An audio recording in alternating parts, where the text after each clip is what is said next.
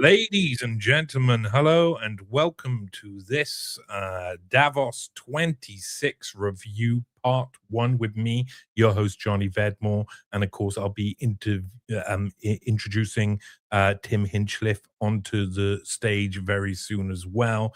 There's two of us in this party, baby, and we're both two very unique experts on the World Economic Forum, on Davos, and a lot of the players that have been taking part and have been controlling this, the one of the expressions of what we could call the new world order, which is Davos. I hope everybody here who's joining us now. I know notices Mr. Gilchrist and of course Ellen is in the chat. I hope everything's coming through. I hope it's not too stuttery. It is these crazy times at the moment. Everybody seems to be having issues with absolutely everything. I think you'll know this at home, because one of the issues we've got now is we are entering from one period into another period. One period, the previous period, was one where we kind of had a grasp, or at least we had a notion of the system of hypernormalization we had all agreed to work by. And now things are changing. We're entering into the era of fifth generation warfare. And fifth generation warfare gets pretty serious, people. You're no longer going to know what's true or real or not. And I think everybody's feeling that already in 2026. The whole thing seems like a bit of a hoodwink from the off this year. And for people like myself, for people like Tim, who have been reporting on what the agenda, the tech agenda, the technocratic agenda, the Malthusian agenda, the eugenics agenda, whatever agenda you want to call it, whatever title you want to give it that you feel more comfortable with, do it, because it's all of those agendas and more. This is what fifth generation warfare looks like. Fifth generation warfare looks like a load of people making things up as they go along and spraying everything, as much information in your face as possible, so that you don't know what's up, what's down, what's left, or what's right. Since 2026 has begun, I think everybody's had this feeling that they're in some form of weird action thriller comedy.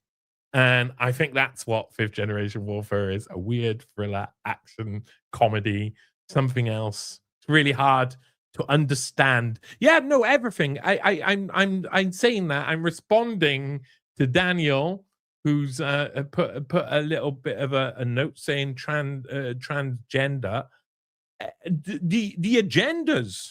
I mean, everything is representative of a change in society at every level, at every stage, on purpose, purposely manufactured, so that you and I, we won't know where we are, and they can do what they want with our society that our grandparents and our parents gave to us. And that was a bit of a lie. We were living in a state of hypernormalization where we believed in some sort of inheritance, that we got to inherit this world from the other people who had ignored the fact that it had been ruled by the most evil people around. And for what we're going to talk about today with Davos and with the World Economic Forum agenda, most people will direct you. The previous world of hypernormalization is that same world where Wikipedia exists and tells you what the World Economic Forum is and who invented it and who created it. And people like myself were really angry about that very early on, because when we went and looked at the truth, we saw a whole different reality coming through. We saw that there'd been a different people, different set, a different group, a different agenda that had really started this move towards globalism. It wasn't this everybody should live happily, holding hands with each other in a hyper-normalized Nelson Mandela pose. That's not the way the world is. That's a fake reality that we partially helped create, and we existed and we did not question. And now we're going to have nothing but questions. They're pulling the rug from under us, and now you're going to have to learn. People like myself have already detailed in in very, when I say detail, sources, you can go check yourself, you can click the links, and you can go see in their own words, these people create the society that we're talking about they're creating, not the society that they're telling you they're creating. And that's a society that was really an intelligence-based project and program to incorporate technocratic globalism from a very far-sighted view. That was the people of post-World War II.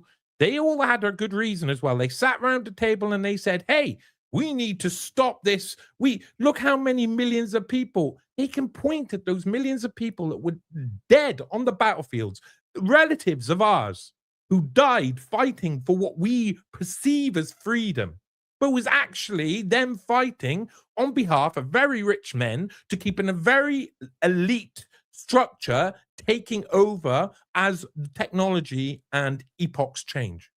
And that's what it really is. We have what are resets.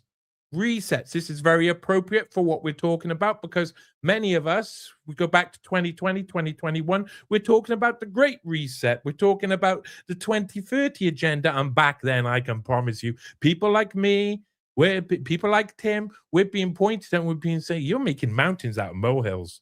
You're making mountains. There's no agenda there. There's no bad people there. You're evil, manipulating children's minds to make them think something else. Now, that's me. I was out there showing people that Henry Kissinger and his CIA buddies, backed by the CFR heavy Rockefeller groups, created a leadership program out of Harvard that led to this establishment of what is the World Economic Forum. And if you're told that, that makes me a bad person for telling you, because that was the state of hypernormalization, where we all had to know our place and we all had to know where we existed within that place. That's gone.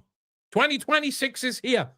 And we can see the whole idea of what we see as a new world order is all around us forming in front of us, front of our very eyes. And they're starting to say, hey, we're going to have to be honest with these people now. We're going to have to treat them with respect and decency. We're going to have to, because we're about to take every single other part of their life that they had left off them. We're going to destroy everything that they can still hold on to as reality. Because we're good people who want to maintain the power structure. I mean, completely. Ellen, is that it in there? Definitely Pratt House. Listen, I'm not going to be 2026. I'm not going to do kid gloves anymore. I'm just not going to do it. It's gone. And this is part of what happens when they start this agenda, which is a fifth generation warfare agenda, et al. People like General Michael Flynn, Lieutenant General Michael Flynn, who's, I mean, a lot of, if you look at the root of a lot of what is happening right now in the media sphere, a lot of it comes from a very small group of people who realize it's time to get inside your mind. It's time to break you. It's time to hurt you. It's time to rake you over every coal that you could possibly be raked over and see how you act. Because it doesn't matter to them. They're going to get away with whatever they do. They have no accountability, no responsibility. Politics, capitalism, the crony capitalist system we're leaving now is being replaced by stakeholder capitalism of Schwab himself, of Klaus Schwab himself, and is leading towards a tokenization that we know is from, you know, the minds of, or at least the areas of business that Peter Thiel and others do their business in, and now they're taking over. They're having much more influence within global politics. We're seeing this a lot more. The world of the future is complicated. Now, this is day one review. And as you can see, I'm a little bit angry because I'm looking out there and I'm seeing what's going on. And like I say, 2026, it's time to start fighting. If you haven't already, I've been, I've had my life, in times, I've had my life destroyed by people to stop from you knowing any information. And still it's happening now. The things that AI can report on, I'm blocked by a high court order. I'm not allowed to report on. So there's certain things I'm not allowed to say out loud, or I will be held in contempt of court, arrested, detained. Yeah. While Grok can say it out loud to you. We're in that world. Journalism of the past. There's going to be talk about that today, especially with one of my old friends, someone who me and Whitney Webb, we were at the start in 2020, 2021, late 2020, early 2021. We started a little series which we never continued on, and I wish we had continued on because it was something that I thought was analyzing these guys. It was really important, and it was teaching me a lot. And that was Dump Davos series, and we went to look at some of the most interesting things that were happening at Davos. And what was it? Yuval Noah Harari, and he'll pop up again. My old mate Yuval Noah Harari will pop up today, and he will pop up continuously in the future, because that shriveled up alien looking fella, this person who seems like he's describing what a human is to you, and so he in that way he can give you some form of permission to know what a human is. That person is someone who will come up again and again. It will come up again and again. Now, I'm gonna welcome onto the stage my good friend Tim, and I'm extremely happy to have him with me during this. Oh, I'm trying to pull it up. Oh, there you go. You ended up on the solo. Sorry, I got all my bits mixed up there, Tim. How are you? Oh, I'm doing well. It's been one hell of a day. Just even covering this one day of the WEF, and I mean, man, you put on a whole lot of you made a whole lot of good points about reality, about globalists, about the agenda, the fifth generation warfare, blurring reality. Yeah, every single thing. I'm sitting backstage listening to you and just nodding and then laughing at times, and I feel like crying a little bit as well. But we're in this together, so that's beautiful. We are in this together, and you know what? The deeper we get in it together, the more comfortable I feel about the people I'm in that place with, because I know that we've all got the same problems, we've all got the same issues. We know each other quite well now, Tim. We've worked together over a few years, and I know that you're a kind-hearted guy, and that you live what is like me, a normal life with normal people around you, normal things happening. You're not one of these elites up here at the top. You don't get given those sort of opportunities for a reason. I understand that. And there's going to be a lot of that. I think a lot of us are going to look around and realize we're in the fighting pits, but we're in the fighting pits together. And so we can it's up to us what we do while we're in there. We can pretend all we like, that we want something that will destroy us, kill our soul, kill our ability to interact and to be one, or we can be human and keep our humanity, because I think the era of fifth generation warfare will end. It will come to a point. People always think when they're in it that this is going to last forever, like the Cold War, like every other thing that's happened before. That you think it's going to last forever, and it don't. If you went on to X and listened to some of the most major accounts make it sound like things are going to be forever, and it's just not. It's just not true. So no, because you're gonna say, because fifth generation warfare it's going to turn into 6th generation warfare. So yeah, that's going to end. It's going to be something else. No, no. We've got some really good positive stuff to say because we can watch and look and ridicule the crazy, bat shit, insane things that are coming out of there. But no, you're right. We're on a good path. We will prevail. We will. Well, I hope we will prevail. I hope we will prevail. There's a question down there. How much have I missed? Don't worry. We've only just begun. It's fine. We're this time, this madness has only just begun. I'm really happy you could all be with us. I have been ill this week, so you will have to be very patient with me. I have a very hard time moving my arm because I've pulled all my muscles in my shoulders. And I'm a weak boy. I had a bit of food poisoning. I think it was food poisoning. Or I was poisoned by someone else. It's 5th generation time. Who knows what happened to me? I don't know what happened to me. Maybe that's what it'll do. It'll make you question everything. And at the end of the day, it won't make a difference. Whatever's going to be, will be. And we're going to just have to get on with it. And we're going to have to do it together. And again, that's going back to the point. We are in this.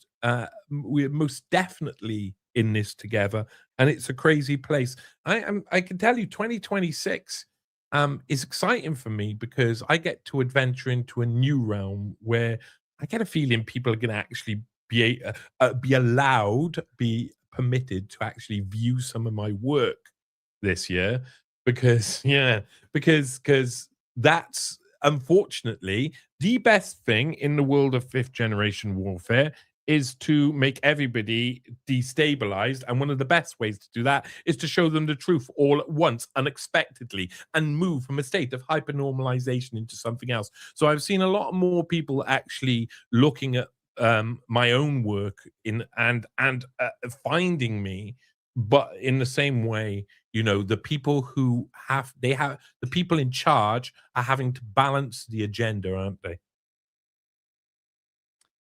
Well, yeah, they put stuff out and then you call them on it. So yeah, they got to balance some stuff out. Especially even going on here with the yeah, I'm just jumping right into it, but with Larry Fink opened up the WEF meeting and he was all talking about, how they're doing a reset of their own reset basically and trying to be more transparent. At the same time, they're hypocrites. They said that they want to start listening to people more. They realize that people that who attend Davos, they are the elites, and that they're talking about controlling and manipulating and influencing all the people that are not in that room, not gathered there in that little mountain town. But they want to bring that to the world, and they want to listen to people. Same time, go on their social media. I mean, LinkedIn actually, I think you might be able to comment. But if you go on X, Twitter, no, all comments are blocked off. So everything that Larry Fink opened with something saying that Davos is an elite gathering. We're trying to shape a world that's for everyone. And what you should see now moving forward is that we're going to start something new. We're going to start listening. But then, yeah, it's excrement. It's as soon as you, okay, are you going to start listening? Look, go to social media. No, they blocked all comments. So that's that another 5th generational kind of warfare there. That's no, don't listen to what we're saying. Don't or they want you to listen to what they're saying, but look at what they're doing. It's the complete opposite. Yeah. And it's always good. I say it's always going to be that way, but they can flip in and out and do whatever they want now. I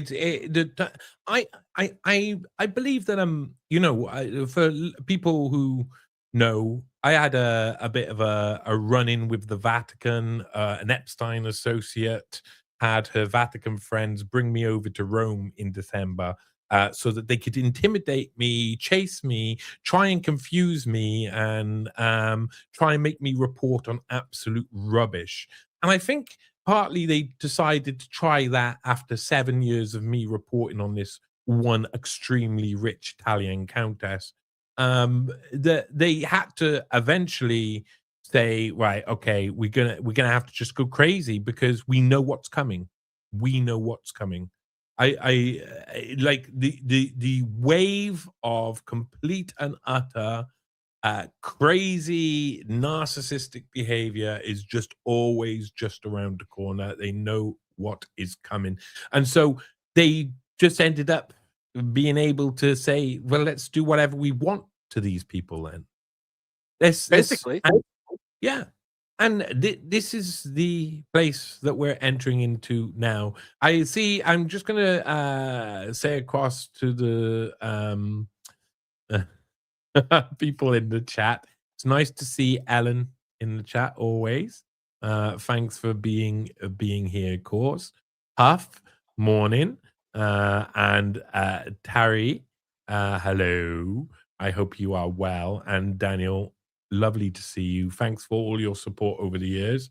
Gil Christa, hello. Really nice to see you too. Nice to see people turning up in people who want to have a conversation. Yeah, I think it means that X is shite. It ain't the town square. That's what I think. Too true. It's not a town square, of course. It was set up. It was, I mean, the devil sits in front of the world. And he says, this is just an example. I'm not saying it is the devil, but the devil would sit in front of the world and say, hey, look at that platform that could be so good. And it's being used terribly to manipulate the narrative. And we're going to have these congressional and Senate hearings. And we're going to have hearings. We're going to get Matt Taibbi out. Get Matt Taibbi out, and he'll say stuff. And he'll say stuff authoritatively, and people will believe him, and they'll nod. And we'll make a load of heroes out of it. Look, then comes the devil. The devil comes to buy the platform, to save it, to make it into something else, where literally anything like it has. That is the worst platform right now. It's unbelievable. X is just a nightmare to traverse for me, partly because of the fact that I write about Elon Musk and Epstein's relationship through the Edge Foundation, and I write about some other stuff. So he's always gonna, I mean, his platform's always going to target me. But now they look for any old excuse. So I recently had the lawyers last month for X contact me, and they basically they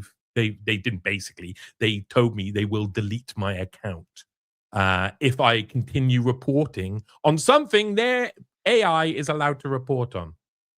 So you can get the information from Grok. It's in the public domain. But if I report on it out loud, then I'm naughty. That's the way it works.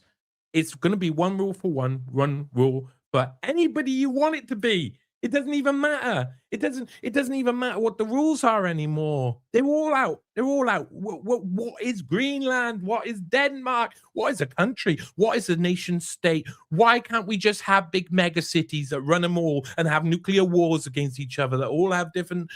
This is the world. They're destroying our current world. They're using representatives, people such as Trump, are out there and destabilizing so that they can create their world on top of the burnt wreckage of what's come a phoenix from the flames, as Brett Weinstein so likes.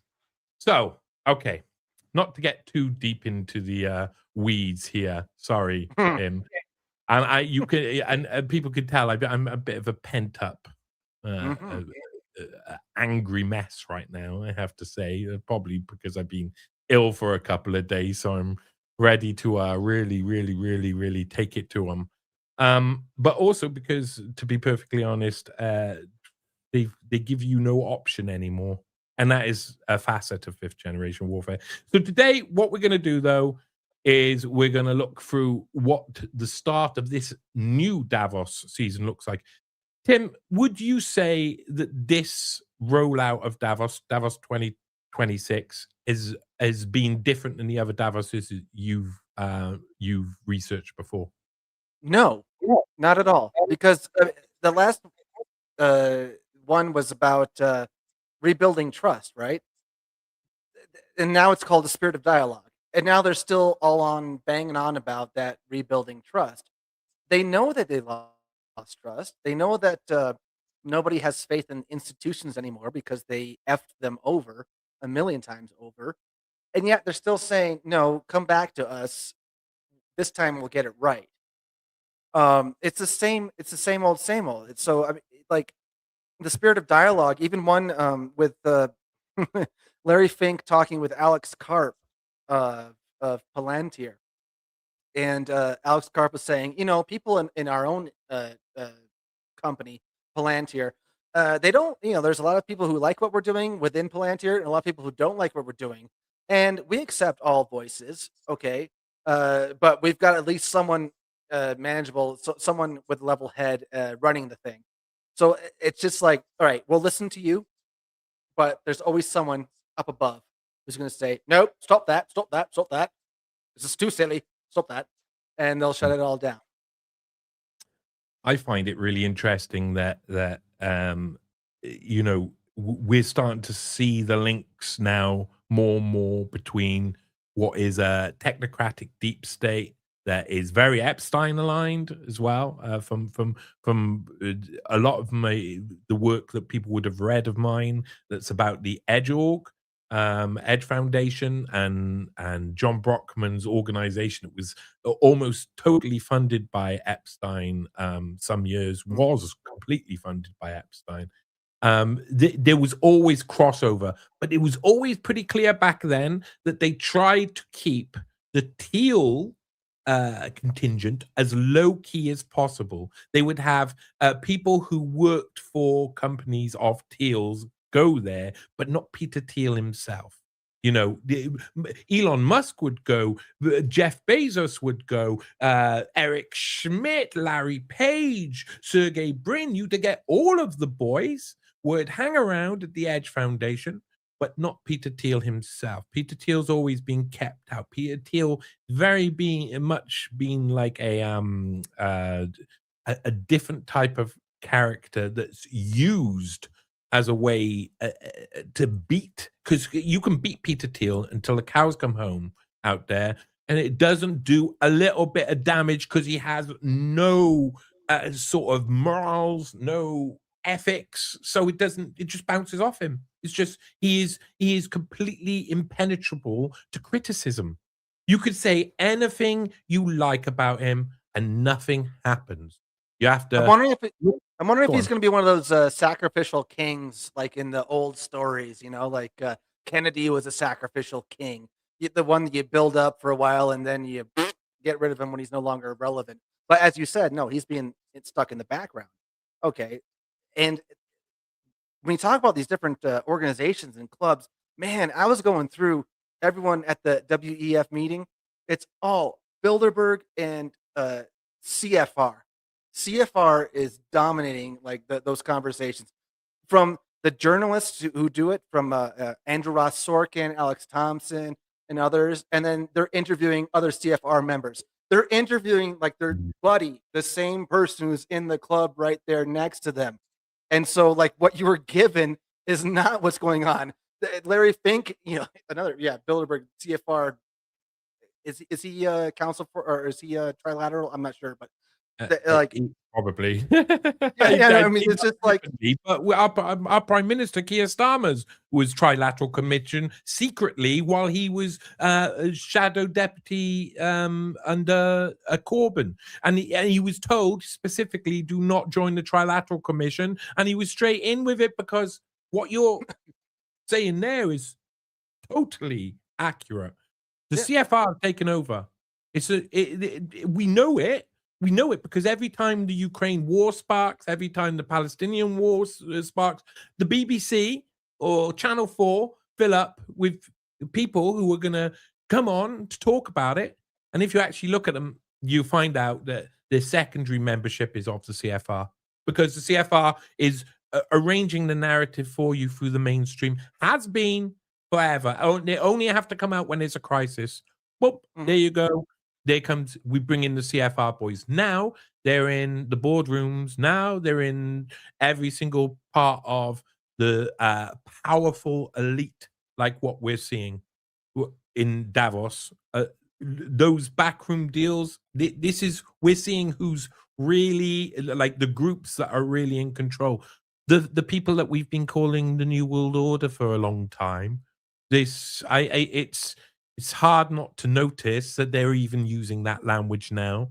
But what I found out very recently is as more and more is as the tech world increases, we're not allowed to use words that they're allowed to use.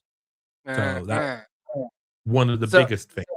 Go on. with that, do you want to get into what Harari was doing? I don't know. Do you want to play any clips at all, or do you want me to just kind of just set it up a little bit, or where do you want to go? Most I'm in. I'm,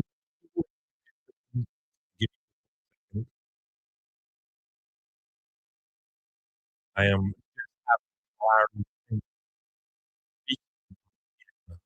I unleashed the think in my ear by accident.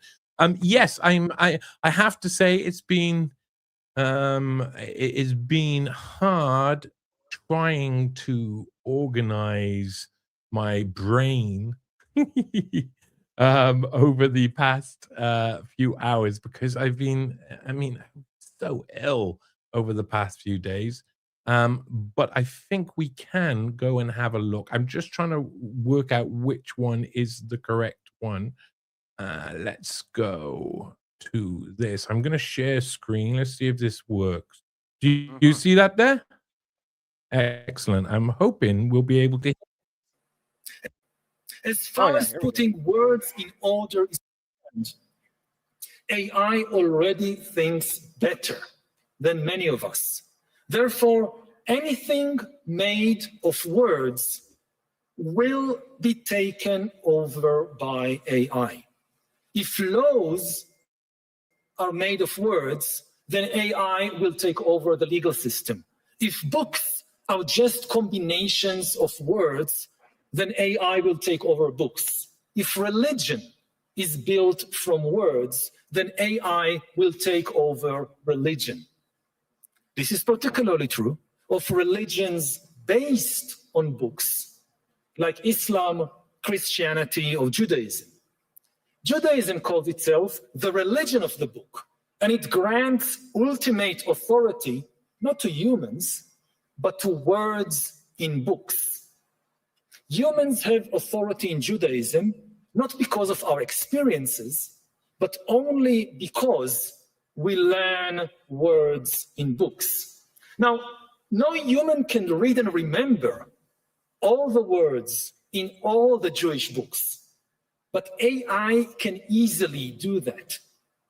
What happens to a religion of the book when the greatest expert on the holy book is an AI? Well, not a surprise, really, is it, to hear him say that? I hope everybody could hear that. Could you hear that, Tim? Everything's all right? Good. Good. Doing a bit of a sound check. Don't have anybody who does these things for me. So just want to say start off very simply. It does remind me of going back to January 2021.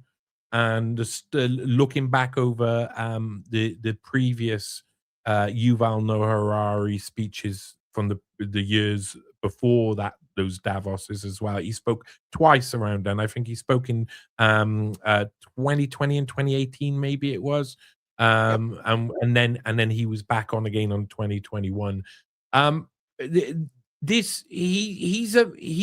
He uses fallacies in a very, very high level way. He really gets under you. He really gets into like the mind and makes people like just turn enough that they won't be able to see two things that he's saying there that are fallacies. And one thing I want to say is that he defines what a word is so that his point can be right, not because it is true. He defines if laws are just things that are made up of words, then this means AI will take it over. That's the fallacy. Because the books, you can say, who here would dare say that a book is just a selection of words and it has no measure beyond that? It has no that laws, books of law, books of religion have no ethical or moral or otherly type of quality that once combined within everything makes you, it's not just simply a collection of words, but he wants to create everything into the simplicity that so that then he can use the fallacy. You cannot apply the fallacy to something that is complex. You cannot apply because you'll see through it straight away. That's what Yuval Noah Harari does. He practices fallacy at the highest level by doing it at the most basic way. He defines what a collection of words is. Meaningless words that can be done by a computer, that can just take over your life and do everything better than you, and you're rubbish. And if you believe that one thing at the start, the rest you believe too. If you don't, and you don't accept the fallacy, the rest of it is fucking balls. And he's a lying, dirty, rotten bastard standing on stage, basically pushing out that, oh, we don't even need to know Jewish books anymore. Hey, don't read I mean, not that there's any problems or issues in the world that would pertain to people studying a religious document within Judaism to question whether or not ethically or morally they should be doing what they're doing currently right now. If you want the continuation of genocide, you've got to create this logical fallacy as an automatic. So that's my first start of saying about Yuval Noah Harari. He is a trickster. What pisses me off most is that he's like denigrating. He's putting aside everything with language. That AI is going to control everything. Machines are better than we humans. Okay, but not what's behind the language. Like, so later on, he talked about solutions to it. Like, what we humans need to do is to get in touch with the nonverbal side of our psyches. The nonverbal communication. So one of the things he did talk about was, where does a thought come from? Does your thoughts, do they come to you in words? It's kind of like with dreams, you dream in black and white, you dream of this one thing, is it in words or whatever? And oh man, that took me down a whole rabbit hole of psychedelic experiences. Because there's one time in the beshroomed state where I was asking, where does a thought come from?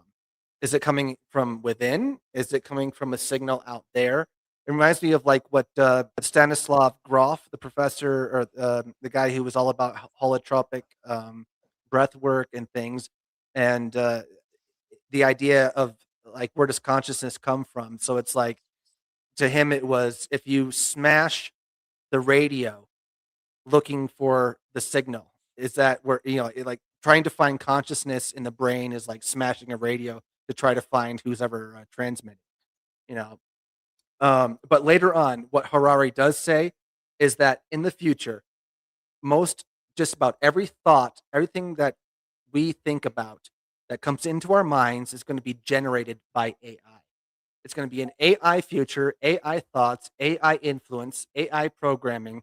And to me, that's like, well, that's the end of creativity. That's the end of history. There was last year, I believe it was, Jan LeCun was at the summer Davos in China, I believe, talking about AI having all the information about every single culture, religion, country, anything in human history. We've got all that done now. So we got all that recorded. So anything that becomes new, like a new idea, it's not new. I mean, there's nothing new under the sun. But when it comes to these programs, AI, it's just going to be regurgitating and learning from itself. So to me, that's like, fuck, that's like the end of history. where do you go from here? If everything has already been recorded, and then AI is just going to use whatever already been recorded, what future is there? I mean, the past is already done. The now is the now. Where do you go from here? There's no more history. It's the end of history to me, and that just boggles my mind. So that's something that's extremely interesting as well, because again, it has to be he has to create a fallacy to make it that then everything you assume afterwards would have to be the end of history. It doesn't have to be. We're not stuck in their rules. They have stuck us in their rules, and then they tell us that we gotta stay there because these are the rules, and we all sit there and go, "Oh, we're used to that.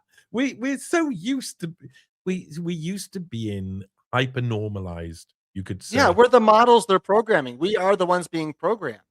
Yeah. Most definitely. I want to say hello to a couple of people here. Nature Boy definitely saying what's up, Tim, which I was happy to see Nature Boy around. And BG Terracero. He's a product of eugenics and superior breeding. Can't you tell? It's true. It's true. You must be talking about Tim there. I'm sure you're talking about Tim. And then Uval, or what Ava calls it, can fuck off and die. Yeah, Silvertail. Ooh, that's naughty language, but I like it. It's about right. Hello, Papillon. Hey, Johnny, I think there's an advert setting where it pop up over the chat, but it doesn't interrupt the live show. I'm not sure. Well, if you're on YouTube, just go with the Brave browser, cancel all ads. I've never seen an ad on YouTube in years, and yeah. There you go. That is good. That's some good advice. Get rid of the adverts. I absolutely hate adverts. Sorry to anybody who has to see an advert here and there. Do apologize. And the problem is that they cannot humanize a robot because it's a calculator, and they just really hate that. I think that is one of the main issues, is that they want us to act like a robot. That's clear. Yet we're obviously not going to act like a robot, and they keep having to find ways to manipulate us into having only limited options, with most of them being involved in somehow becoming a robot. Now, that in the world of transhumanism is a dangerous thing, isn't it, Tim? Yeah, well, there was something that Harari was saying on a different panel on AI intelligence, and he did mention that the question that was prompted to him was about, should we be creating AI systems that think and are kind of human-like? And Harari said no, just the same way that we build he says aeroplanes like you guys do, airplanes, that but they're not birds. Like, we're not trying to construct birds, we're constructing aeroplanes. So when it comes to AI and mimicking and doing human things, it's like, no, to get into that human, where you can't see the difference, blur the line between human and machine. That's not. He says that's a bad thing.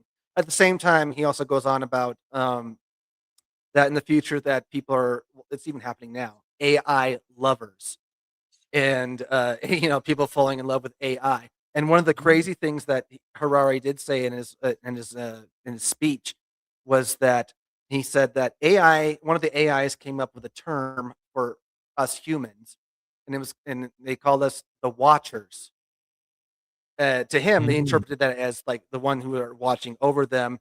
But if you look into the book of Enoch, look into the book of Daniel, if you look into religious stuff, the Watchers were these angels who were looking over humanity, and they ultimately succumbed. They were the Elohim, the Nephilim of the old times, the ones who came down from the heavens and mated with whatever humans were there. So they were the Watchers were the ones who made love with their little creations and came up with a new species.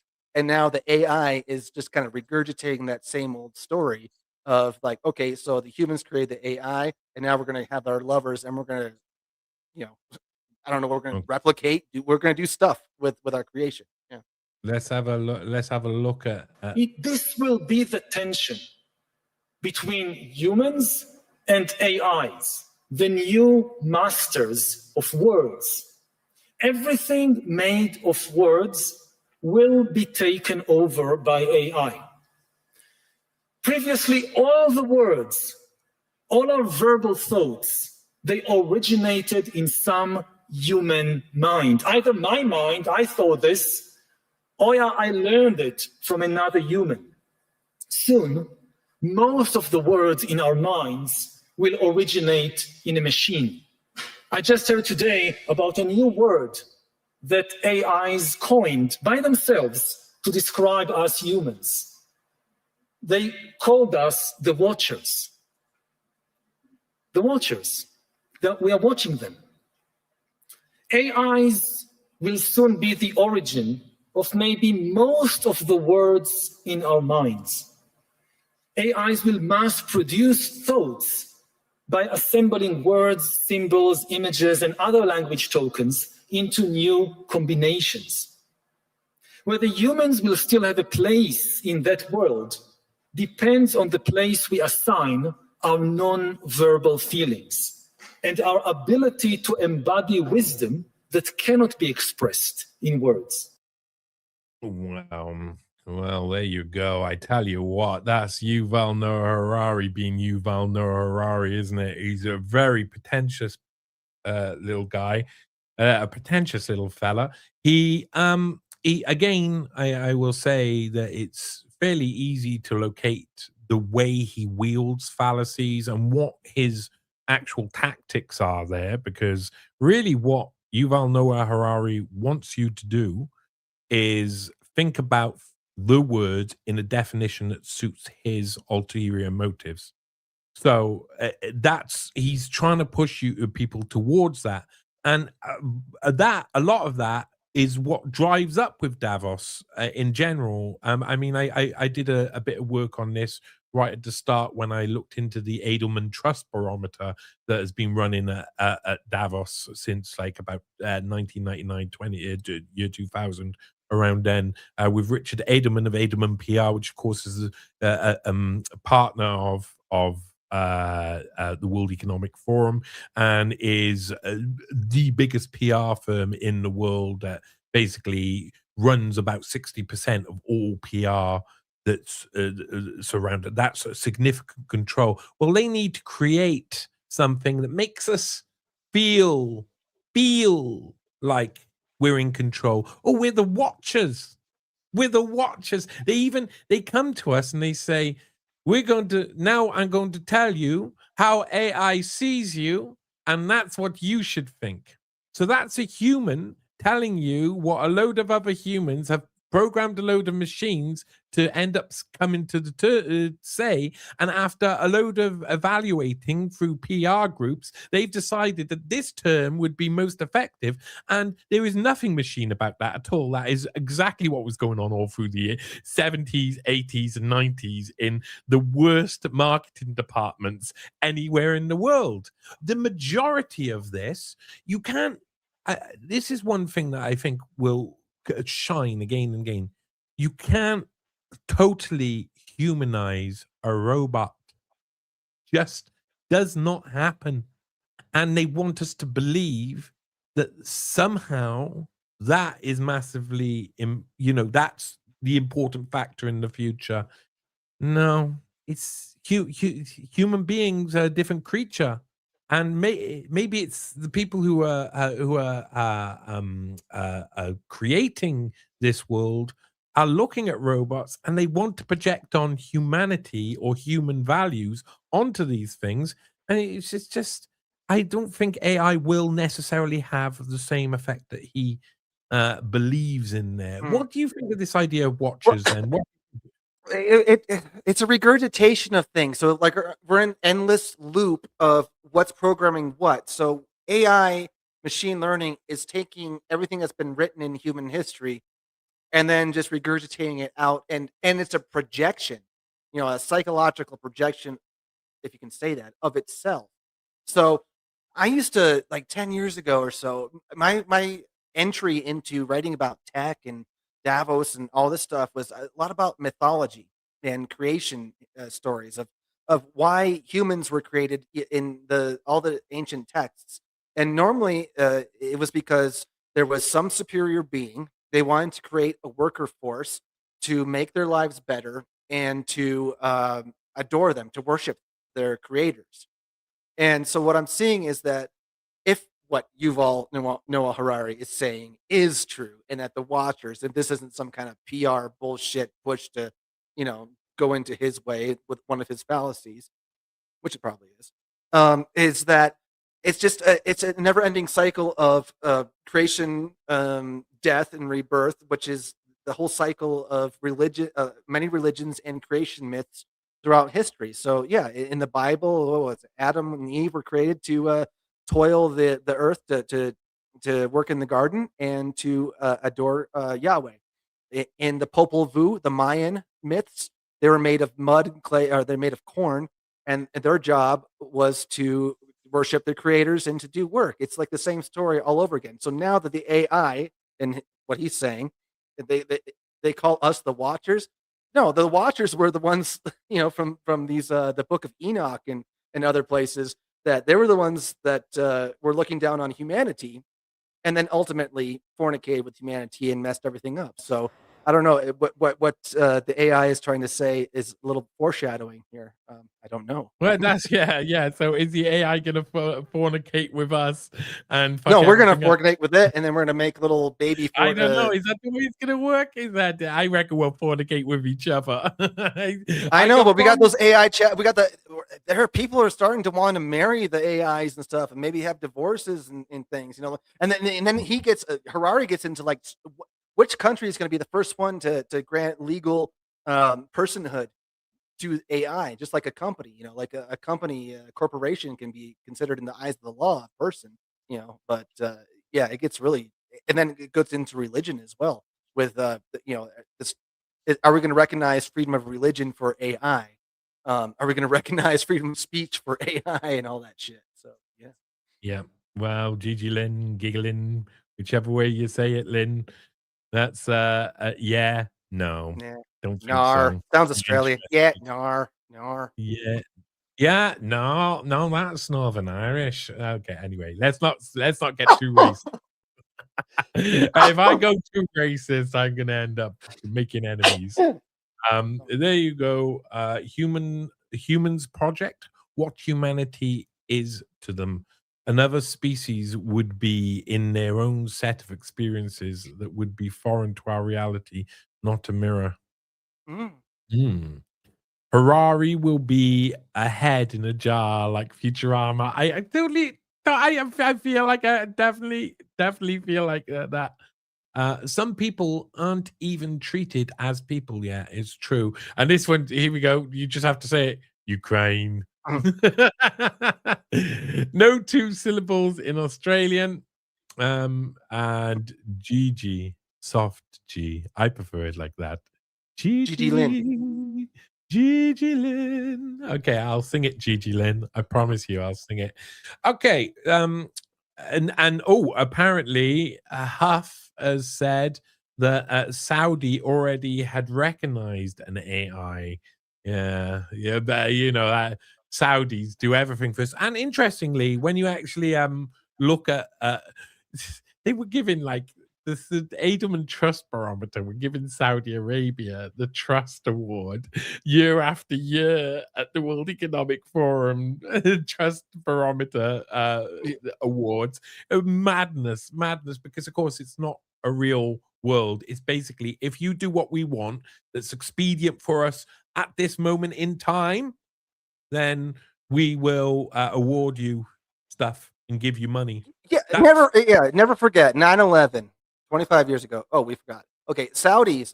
Bin Laden was what? Every hijacker they said was what? Every passport they found intact, and all that molten rubble of steel and jet fuel. Yeah. So yeah, Saudi Arabia, way to go! Great human rights Saudi record. Arabia. Yeah. Yeah. I mean, we all know. We all know. We all know. We all know. Some know better than others. I will say that. Some know. Some were torn apart by such things as well. Because this is. I mean, there's a lot of dancing going on behind the scenes because there's so much money in Saudi Arabia. So there's so much dancing going on behind the scenes. Now, let's talk about some more about what's been going on then, because there's been loads happening. This has been the opening of Davos 2026, and they've come pretty balls out, haven't they? What else really hit you about this one? The one that I mean, when Fink talked about why he chose to come on, or he was chosen, and why he accepted to be co-chair of the WEF, is one of the things that he talked. He said, I felt it was a chance to bring transparency," and he mentioned Klaus Schwab by name. Klaus Schwab started something, but now that that's the reason he took over for Klaus Schwab, was about transparency. And yet, still, again, like I said, you can't comment on a WEF tweet, so that's right out the door. The other one was, we've got the Harari stuff. That's another thing too, because why hasn't Harari been seen at the WEF in like 6 years? It was 2018 and 2020. I remember, and every single year I've been paying attention. He hasn't been seen there ever since. So now he's coming back into the fold. So like with this new management or whatever, I mean, the co-chairs, Larry Fink and Andre Hoffman, who, man, his past and his company, Roche, the 5th largest pharmaceutical company in the world. These guys are billionaires, but all of a sudden they're coming into the fold, and it seems like more people are kind of open to the idea of coming to Davos. The ones that were kind of like on the side before, kind of like, oh, didn't you see all this bad press about the Great Reset and transhumanism and stakeholder capitalism and technocrats wanting to control the world? I don't know. Oh, Schwab is gone.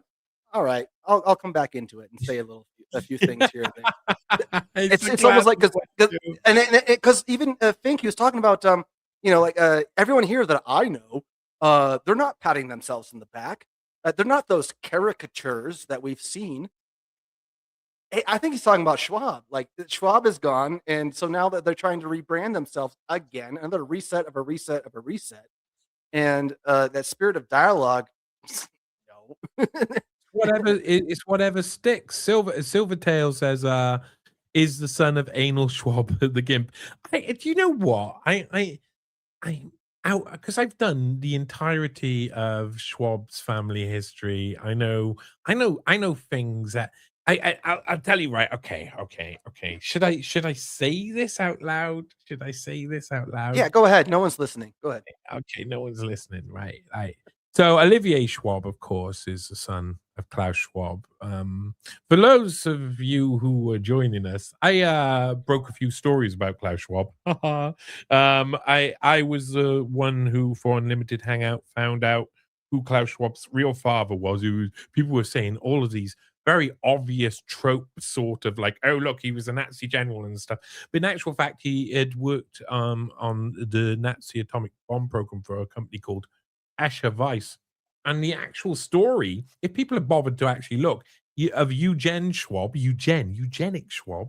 it's a fantastic, like, interesting story. He had a few wives. He had a couple of wives in his past. So there's there's lots of relatives and the like. And Rainer Schwab was obviously related to Schwab, and I got to know Schwab's family very, very in detail. Better, I made it so that now, when you search who's Klaus Schwab's father, you get a load of different sites actually tell you who his mother and father were. Before, when I first was set out by Whitney Webb to go and find out who Klaus Schwab's father was, there was none of that stuff. There was nothing. It's so nice. It's so nice to see that you can make one tiny little bit of effect by just showing a bit of truth. But there's loads there. There's loads. Yeah, There's and so now you get what like you said, you get this is Eugene Schwab. It's a guy in a Nazi uniform. Oh, it's not him. And then you get some guy on a beach, some fat dude with this skinny ass little thing covering his junk, and like that's Schwab. Look at these psychos. Yeah. It works for 5th generation warfare, though. It works in a period when mimetic warfare is what you're looking for rather than kinetic warfare. I mean, that's And then they connect those photos with a quote from some random book that has nothing to do with Schwab. It says, "You are all useless eaters that need to be put down." And so they put that together, and then it's like, yeah, it's just mixing your good work and then a million other BS things. There was one I've done for people who don't know my work. I was the one who uncovered that Schwab had gone through a CIA-funded program that was a leadership training program that was run by Henry Kissinger himself. That's how he ended up becoming lifelong friends and being given 2 mentors, John Kenneth Galbraith, one of the most interesting statesmen in the whole of history, and Herman Kahn, the real Dr. Strangelove, many people say, who was an extremely interesting thinker and futurist. They were given to him to go back to create the World Economic Forum. And the World Economic Forum was actually created by a kind of arm of a CIA-funded, Rockefeller-enhanced, CFR-led program. You know, there was lots of letters in there and lots of people who were I mean, the funding streams include the course that Schwab picked up these mentors from, who included the Fairfield Foundation, which was a CIA cutout, Asian Foundation, I think it was called, which was CIA cutout, and the American Friends of the Middle East, which was headed up by Kermit Roosevelt, who was the person who did the first 2 ever coups for the CIA, arranged them all and enacted them himself in Egypt, in Iran, respectively. So, I mean, these were like the people who had set up this course, who were funding this course, were all the people who wanted to create a new world order. The new world order you're not allowed to talk about. That new world order you're not allowed to talk about. It gets really... Go on. The new guys, I'm sorry, like, I would love to using your resources and your know-how to do a little deep dive on Andre Hoffman, who's the co-chair of the WEF. Because I mean, only from what I found, I mean, you know, he's the heir to the Roche the pharmaceutical company. In 1999, they pled guilty to the largest record $500 million criminal fine for a conspiracy to raise and fix prices for vitamins in the United States. That was 1999. And Hoffman, the guy who's the co-chair of the WEF, he was on the board of that company during that time. He came in 1996. And then his history goes back, I mean, the company history goes back to the Second World War. There were 61 prisoners of war and 150 foreign laborers used to work at the Roche plant back in the day. But they said that the forced laborers were mostly from Eastern Europe, and they were always treated humanely. So that's what that's nice. For the That said. suggests that they weren't treated humanely, I would say, No, if they have to say it out loud.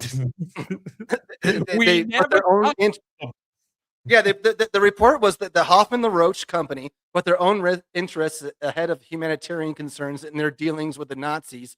And yeah, they had 61 prisoners of war and 150 foreign laborers doing slave labor for them. Back in the 1940s. It's incredible history, and Hoffman himself, like the World Wildlife Federation, and getting into all the putting prices on nature and carbon credits and biodiversity credits and stuff. He's a piece of work. He's one that I have to admit, I never even heard of him before Fink and he were appointed to as co-chairs. But looking to him, he's nuts. I mean, well, his family at least. Yeah, I'm just looking at the a chat there a sec, and just does anyone know if Philip K. Dick's background? I know Roddenberry was a creep. I don't. Sorry, go on. What did you say? It sounds like Star Trek. Roddenberry wasn't Gene. Yeah, Gene Roddenberry was. I think they're talking about. Well, these all the futurist fantasists, Right. literary Well, geniuses. if it is crazy, what's going on with the newest Star Trek show that's come out? My God, that's a woke. I can't even imagine. Butchie I can't trap. even No, imagine. you don't want it. You don't I want can't it. even imagine. But I mean, this is it's all going to go around in big circles, swings and roundabouts. GG, I'm used to lying. It won't be different. We'll figure it out. We kind of made it. Yeah, that's how I feel about stuff as well. And there was one further back where it was Alombre query says Harari said that AI can lie and manipulate. Thank goodness it's not in all cell phones. Well, yeah, he said that. He said that because of even because he learns from humans. So, and he also said Harari said that anything that wants to survive must learn to lie and manipulate. So, I mean, that's you, Yep. that's me, that's WEF, that's whatever. That's Yep. survival. There are other economic forums that people don't talk about, Asian EF, etc. I'm always like, I to be perfectly honest, it's hard to imagine any of them being any good. Roche owned the rights to PCR. Oh, that was up now one of the people. So I can't remember the company he worked for, his name, but we did it in I was helping Whitney Webb with an article back a few years ago during the pandemic, and that was one of the things I was set on to look at the PCR machines, and the PCR machines were all. There was certain parts of that operation that is all by these one set of people who are all involved in making up the rules. Illuminate. They were one of the. My little expo into Hoffman and his background was part of that was the history of PCR. Sorry, Right. it's in what was it? Sales of Roche's COVID-19 tests helped boost its stock in 2020. That was from Bloomberg. The history of PCR. What does it say? 1991. I wrote this. Roche invested in polymerase chain reaction PCR technology that was later used for COVID-19 testing. So it was what? PCR was invented in 1983, and in 1991 is when Hoffman's Roche company got into PCR testing. It was 1991. So yeah, that's one of those connections. Yeah, great. These people are a little bit scary. I gotta tell you that if you actually think about what they're doing and think about how they're acting, you may actually be a little bit afraid because it's a little bit scary. This is all a little bit scary, and we become totally desensitized, Tim?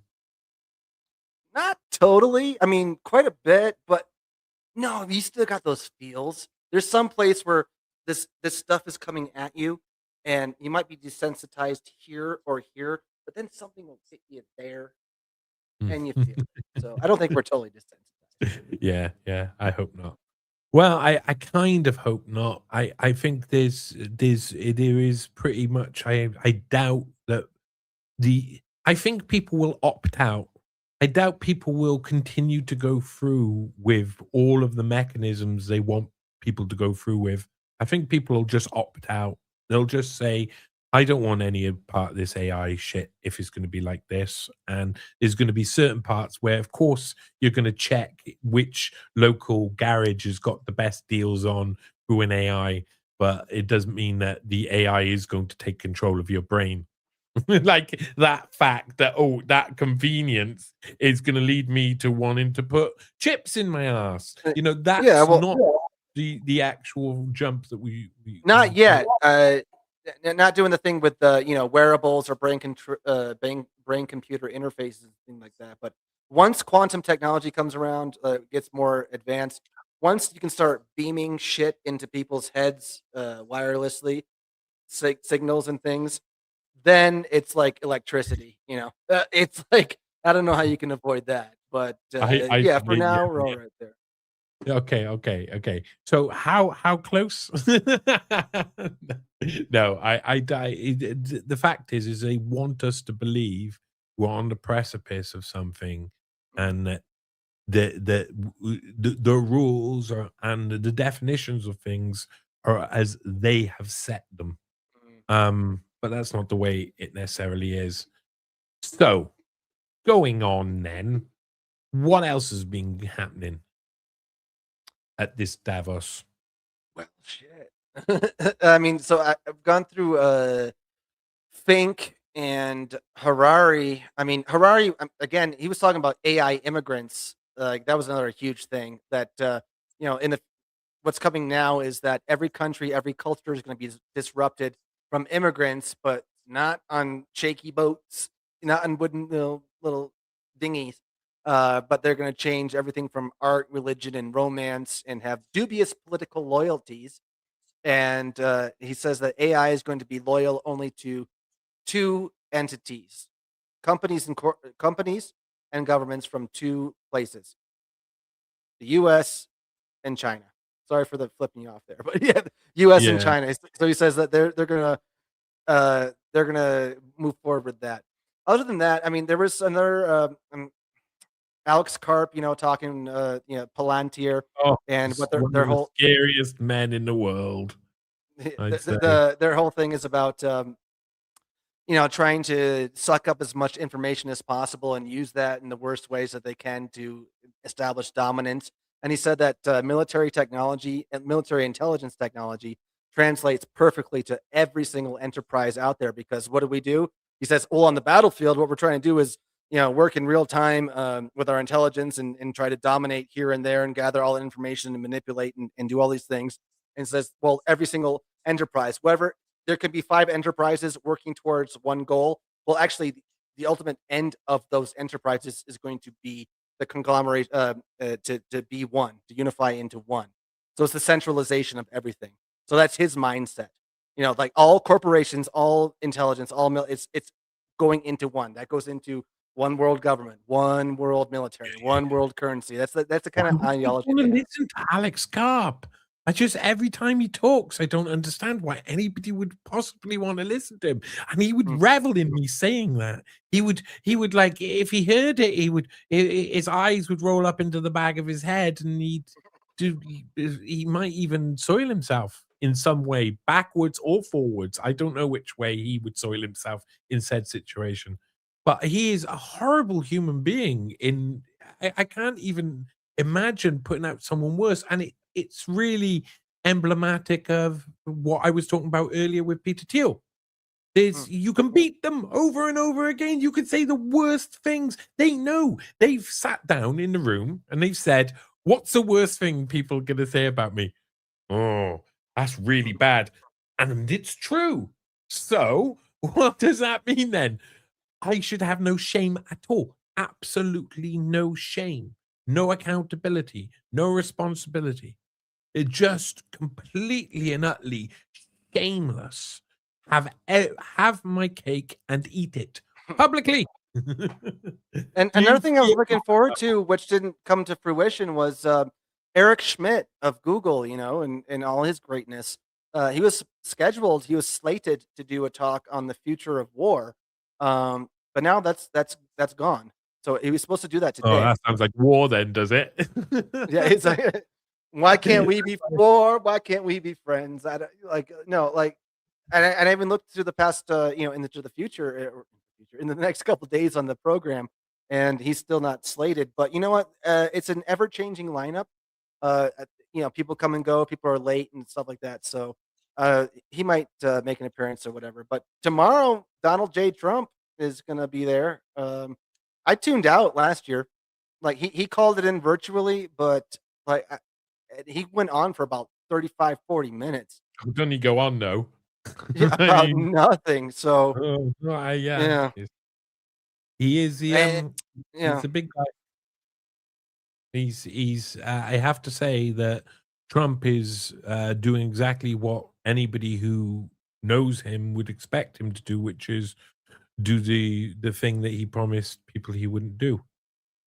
It's always the sellout move. It's like It's like you give a guy a load of money and then he's like, woo, now I or invest some collateral within him, and he's going to wait till that collateral is a higher. Now, I don't know if you've known about this, if anybody at home's known about this either. This is true.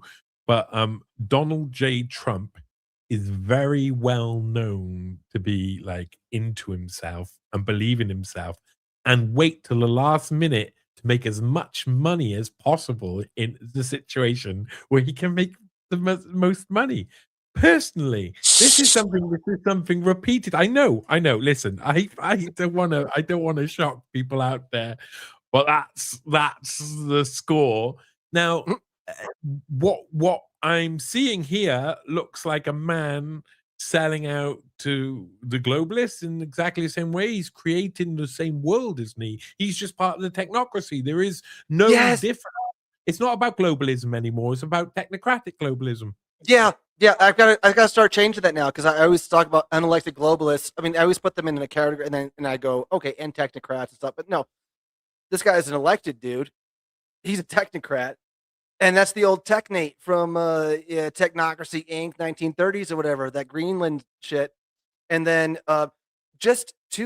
so Trump talked with the president of Colombia, where I'm at, Gustavo Petro. That was back on January 7th.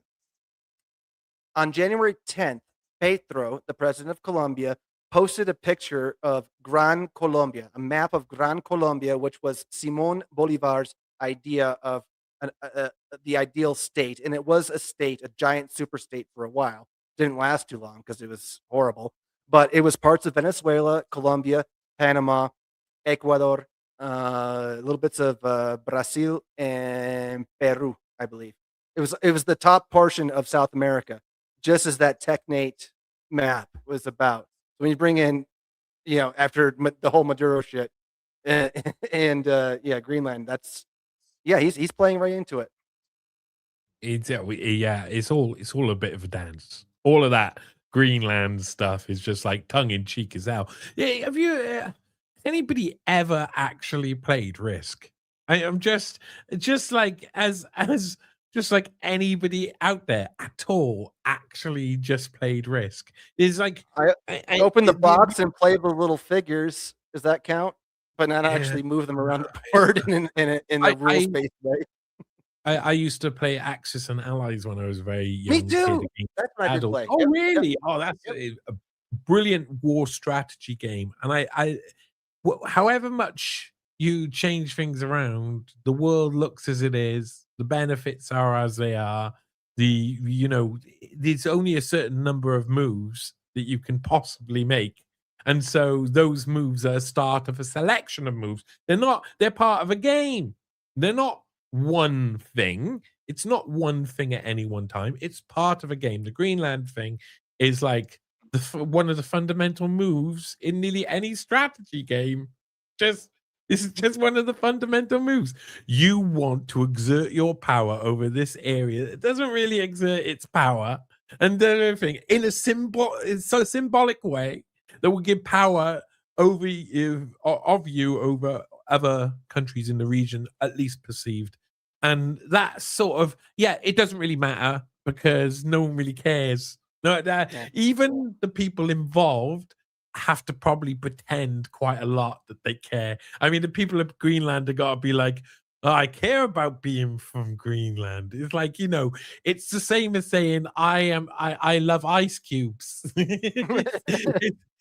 I think Wonderland was saying something about too, like we need, or was it the other person who was at the beginning of even before the forum kicked off, was like, one thing we need to make sure is that Greenland remains sovereign. And it's like, well, fuck, aren't they under Denmark, whatever, from some whatever treaty from something, or what Trump said, planted a flag there. I'm not encouraging the U.S. to do a Louisiana purchase of Greenland, but hold on, can you give me like 1 minute, because I gotta get the dog for something. Okay, but I'll be 1 minute. Cheers, man.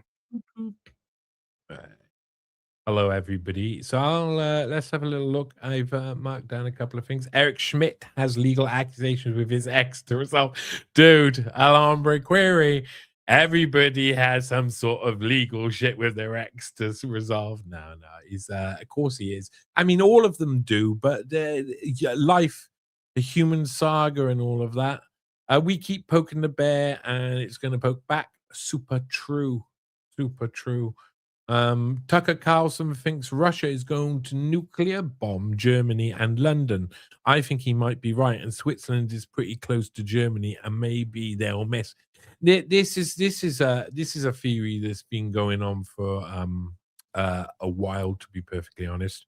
And I think it's the most likely. When I was researching about the nuclear era, it was really weird. I was researching for Unlimited Hangout. I was writing Doctor Strangelove, or how the CFR taught us to stop worrying and love the bomb. And just as that was happening, I was looking at the 1940s and 50s and the paradigm that happened with nuclear war. And it was so interesting because at the same time, the Ukraine conflict was starting. It was 2022, right at the beginning, January. I remember having long conversations where it was impossible not to see how ludicrously similar these times were. The same debates suddenly sprang up all across the TVs. People were saying, oh, we're going to end up with someone launching a nuke or doing a nuke. And it felt like that could happen. It felt like that could happen. But if you know, that's how the whole mutually assured destruction thing maps out at the moment. You're not allowed to break it. There's a thought that in amongst nuclear theory, when you go through, because what I was doing at that time was I was learning about Herman Kahn, who was a godfather of nuclear theory. I was learning about John Kenneth Galbraith, who was a godfather of diplomacy at a time of nuclear tension. And I was learning about Henry Kissinger during his time with the CFR, trying to map out potential nuclear explosions. He's writing nuclear weapons and foreign policy. And within all of those periods, there's so many moments where the same things happen over and over and over and over again. And it's the same things that happen now. They exactly the same. We are in similar circumstances to what we were in post-World War. Now that should tell us something, because we've been at a psi war, a hypernormalization psi war, a hypernormalized psi war for decades, since well before the Cold War. I mean, this was World War era psyops just took over. We haven't come to terms or accepted it. No bodies have properly accepted it, except a little bit of this over there. They accept this guy's working for these guys and these guys thing, but they don't talk about what that all means. And it means that these guys in Davos are controlling the narrative and deciding the way things go at a time like this. So now, if you're entering into the globalist world, the idea of a nuclear bomb going off in a time in a mutually assured destruction environment, that's going to be that'll break that paradigm. That puts nuclear weapons back on the table, and they would have, I believe, from everything I've seen, they would all have to agree to do that. And the theory that comes up over and over again is that when they gained out nuclear wars over and over again, the most likely thing that we're going to see in the very near future, if we see a change of the paradigm of mutually assured destruction that we currently live in, the thing that will change would be one limited nuclear explosion from one negative evil actor, or at least perceived as that, that the rest of the world we can then do the whole everybody dies and is built again, reset, military reset. And this is something that happens over and over again. Now, I think we're we're in a place where people are actually contemplating that, but I think all sides would have to work together.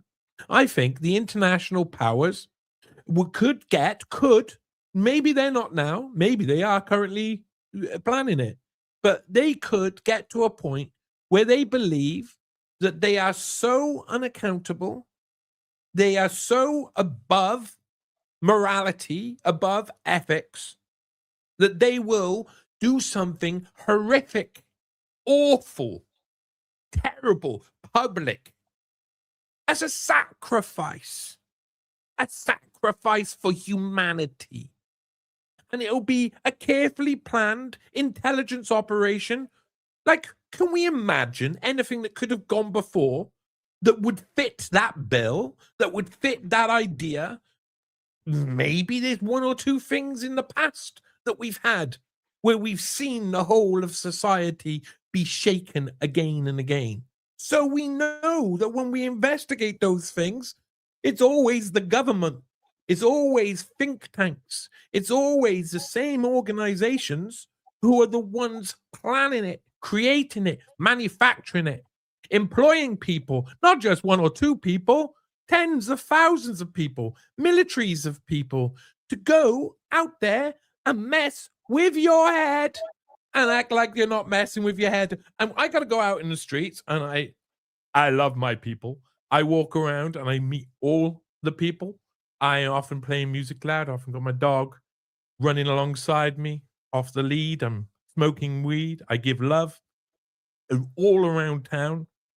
And what I discover out there, a load of people who are like, I can't look at it. I can't stare at it directly, and I can't handle it.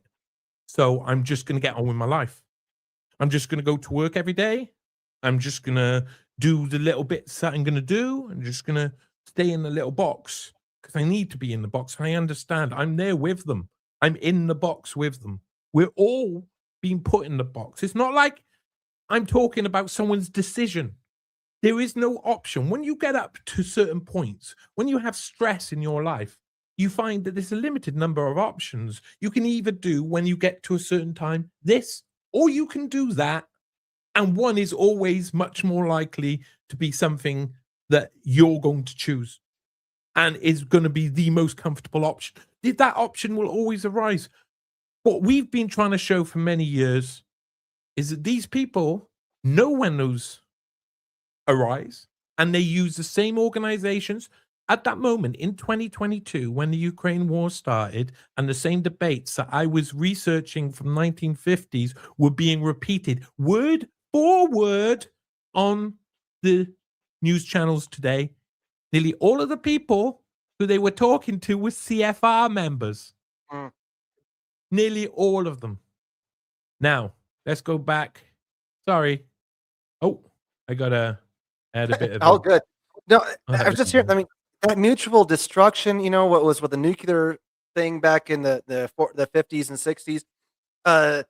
It's. I mean, the same thing keeps being played out.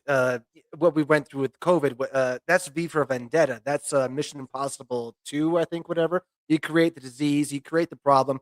This is, and then you create the solution. This is also. What I was going to say about. Shit. We were going on about something that I was really about to hit home on was, it's like they're thinking in AI terms. Like their brains were AI. If you were the thing to have your own, if you're looking towards self-sustainability, if you're looking to survival, how do you guarantee your survival? Well, you get rid of everyone else. Like this is like you create the enemy and then you go after it. It's almost as if the like nowadays, I think what's the existential threat? Oh, climate change. Yeah, that's a good one. The Great Reset, that was all climate change policies. They just flapped that onto COVID for a couple of years, and then it's back to the same policies again. It's almost as if it were written by an AI trying to survive and self, its own self survival. like Mhm. these like machines, it Like operates like a machine, you know?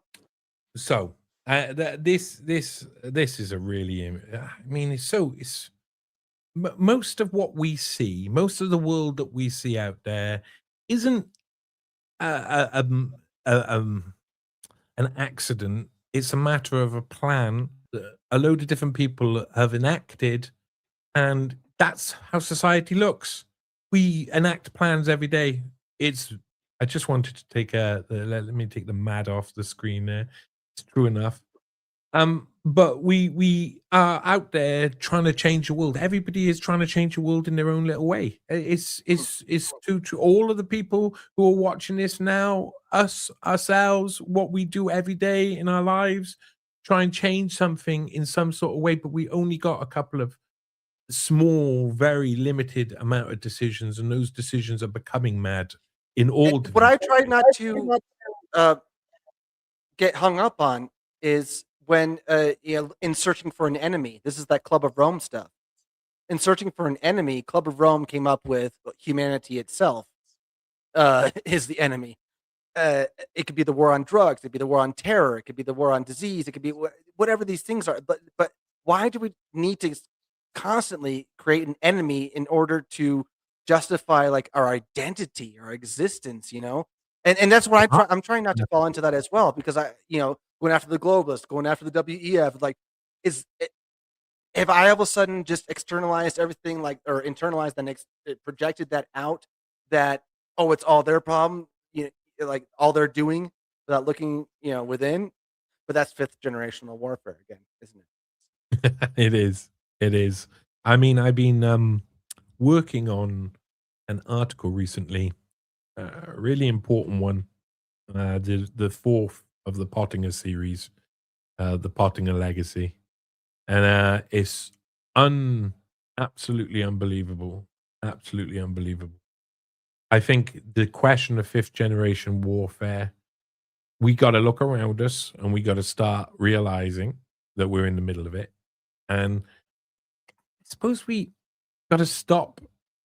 We got to expect it almost naturally that whatever they're going to say to us is however they're going to respond to a big crisis or an event, like for instance in the Epstein case, is going to be so totally batshit crazy where they'll test out psyops publicly with no shame whatsoever, and that's really what the era we're approaching is an era where they take all of that hard work that they've done, learning how to manipulate and control us, and just systematically do it whenever it comes up, whenever's best, and whenever feels right for them. I think there's going to be a lot more manipulation in the like open. I've done the work on the nudge units, behavioral insight teams, Epstein's funding of Edge Foundation training through John Brockman's Edge, by the grandfather of nudge theory, Richard Thaler,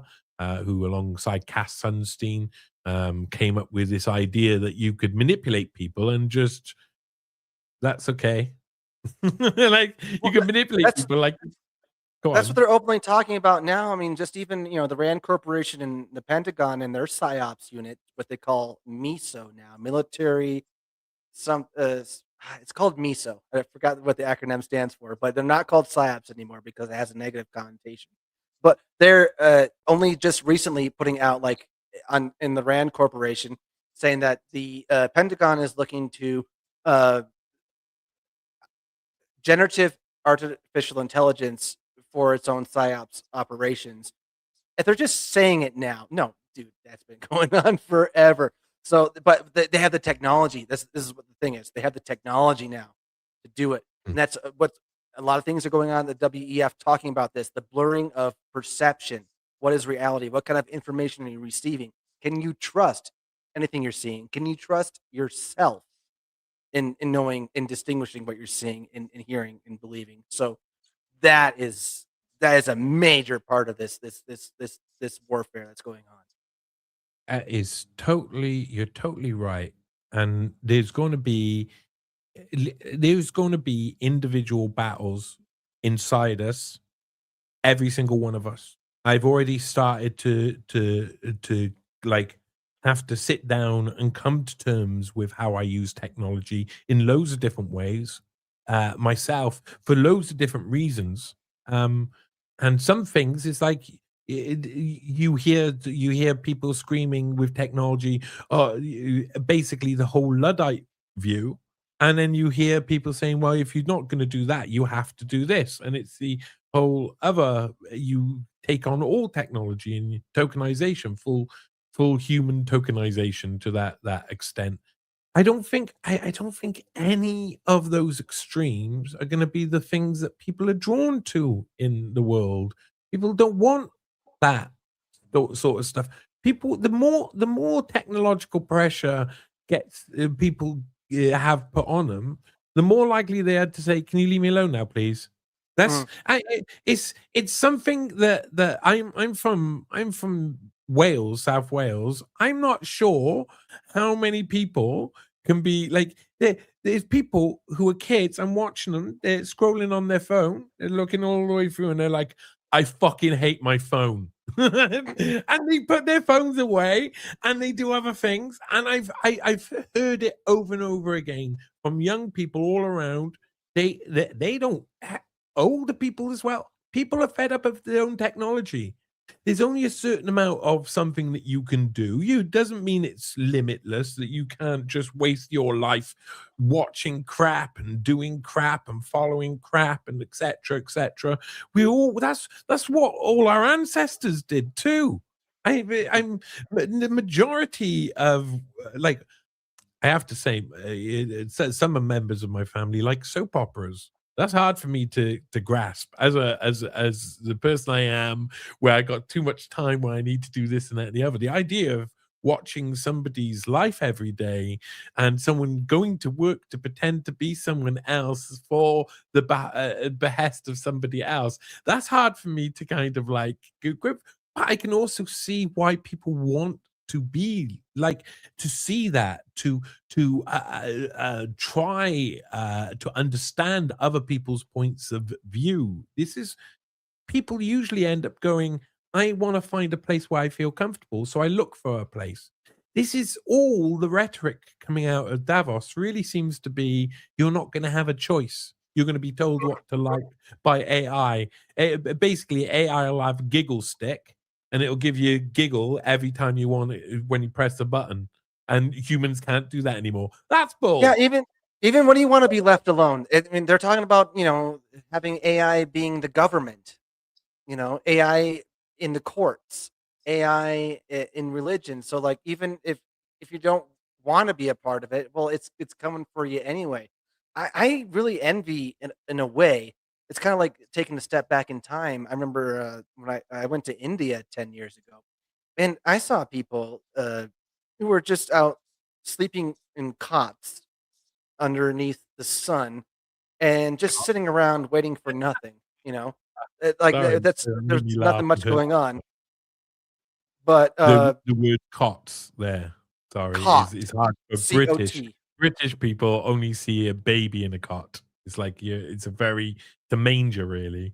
Oh, Versus okay. So I'm talking about a makeshift bed that's not a mhm, hammock, but mhm. yeah, something you just kind of sleep out on and just sit around and wait for nothing and doing nothing. And in a way, it's kind of like, wow, that's what the past used to be. And I think of rural parts of the country, like where I'm here in Colombia, and maybe even Wales. You sit there if you're in the countryside and you see some sheep go by, and like that's the conversation for the day.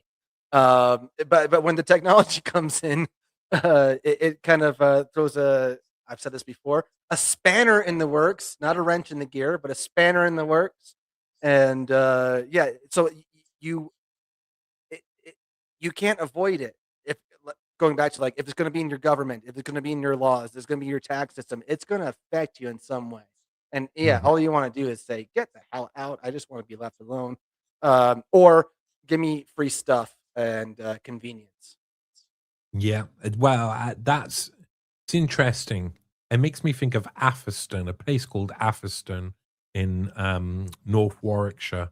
It's on the Watling Street. Watling Street was the first Roman road ever built through the UK, and Atherstone was head of the hatting industry, or the center of the hatting industry in the UK, which different from the hatting industry in the US. It was very, they had their very obvious center, and Atherstone was the British center, and it was back in the Victorian period. They fitted loads of vats of acid, you know, the ones to dip the hats in when they're dipping, because they no longer did. They used to make straw hats for the slave farms back in the day, but then when slavery went away, they started making felt hats, and they'd have to dip them, and then you got Mad as a Hatter and Mad as the driven. Hatter.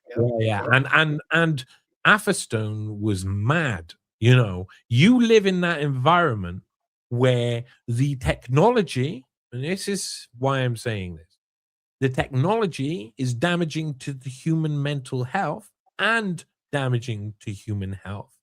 When you get to that stage with any technology, what you see is a load of shanty towns suddenly appear.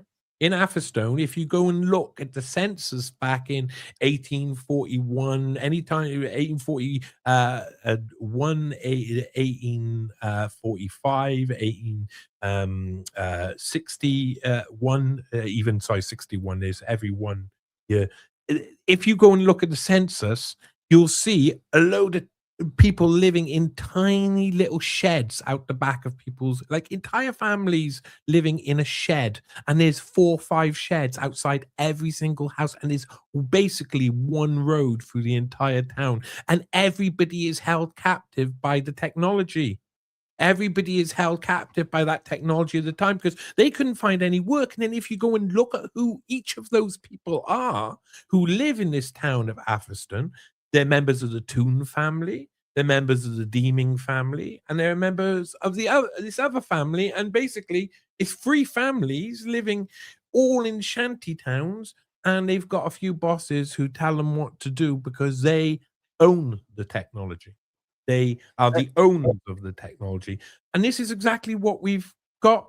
There's no, I don't see, well, when I see digital Atherstone. I see digital Watling Street. I'd see a digital a population of people who are using a technology that will drive them somewhat mad on purpose, knowingly. You know, they knew that some of these practices was going to cause negative consequences, and the people, you know, there's a sense of hypernormalization. The people who worked in the mines in South Wales, where I live, knew that mining was hard. Being a miner was hard. It was part of the pride of doing something that injured yourself. Well, coal lung isn't something that you want to live with for the rest of your life. Like, you don't want to go through your life dying all of the time. But if you work down the mines for most of your life, your lifespan is reduced significantly, and it's that's all of you've got. And your family does it, everybody does it. You're proud of it. You're proud of doing the technology, creating the technology, powering the technology for the next generation. And you have to. You get for the miners of South Wales, they get coerced, and the same in down where you are in South America, and the same all around the world. They got to a point where they had to fight for their rights. They had to fight to be able to have health, to be able to be looked after. But eventually, they closed down the mines because all of that, it costs too much money, and they just offshore it. Yeah, and you know, those things that kill you. I mean, DDT was a thing. Asbestos. You know, my father, he worked in pulp and paper mills and construction all throughout North America. And one of his jokes was, he said he used to bathe in asbestos. Like, that was like asbestos was like everywhere. And, you know, the DDT shit as well. Like, that stuff that used to kill you, you know, put you mad. But that's the technology. You know, it's.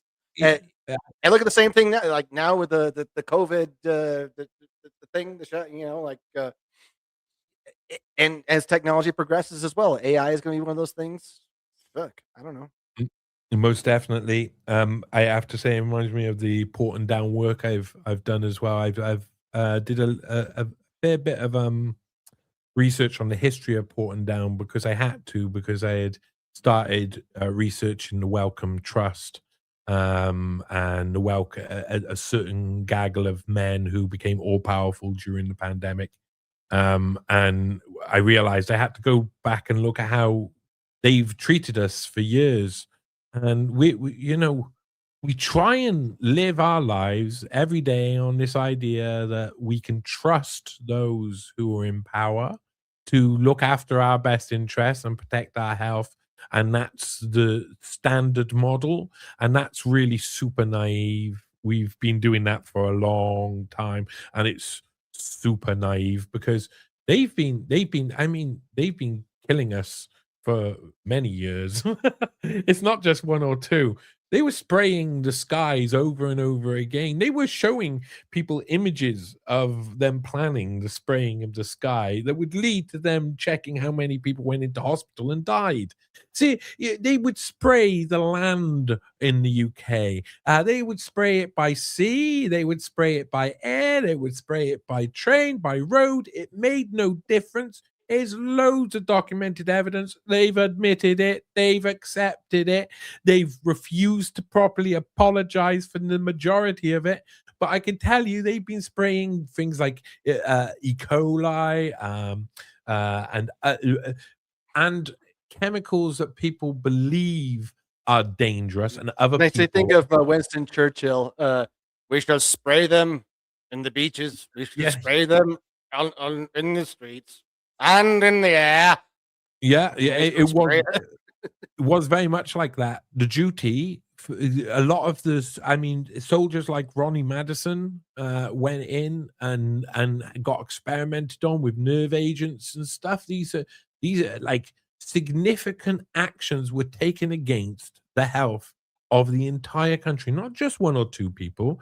If you go and look at Porton Down, a Pathé film trailer, anybody can find it. You can go on YouTube and you can say Pathé Porton Down, and it'll go take you back to this one, which is Porton Down, the center of experiments in the UK, and it will show you. At one point there'll be a map, and I'm showing a map of the UK, and it's actually them spraying cadmium zinc sulfide over the entirety of the country. The entirety, not just one or two. They were working out how they could spray this zinc cadmium sulfide or cadmium zinc. I can't remember which way round it is, but some people claim that it's completely and utterly not poisonous.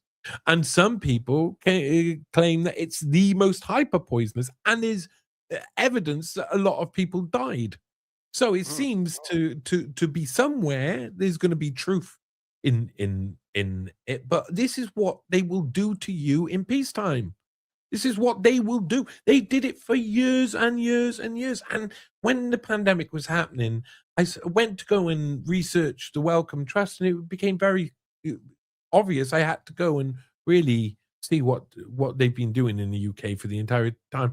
And the entirety of time, scientists, they love experimenting on us. That's it. Now we're in the technological revolution. We're going to see the fourth industrial. Are we in the fourth industrial revolution, or are we going to go into the fifth industrial revolution? No, we're in the intelligent age now, if you're keeping up with Schwab, which is an acceleration of the fourth industrial revolution. So yeah, no, whatever. I mean, Schwab, he's turned into the little old grandpa that you go visit, and little old Nazi granddad. Yeah, he's just sitting there, and he's gonna hand out caramels or whatever and swastikas, and he just talk about when they used to give nuclear weapons technology to people in South Africa back when they were trying to get rid of those pesky blacks. We controlled the minds and the coffers, and we controlled the world, and we wanted to do everything that we could do for this fourth industrial revolution. Yeah, Schwab's very guttural, isn't he? He's not one of those. A lot of people do Schwab accents. They do the high pitched kind of. I always German one that kind of like it's from the red district of the Autobahn or whatever, like the little fagula kind of accents. But he's a little more guttural. But yeah, he's off his own thing. So fourth industrial revolution, shit. Yeah, we're in the intelligent age, which is an acceleration of the fourth industrial revolution, which is the combination of our physical, biological, and digital identities so that we don't know what the hell is real or not, and we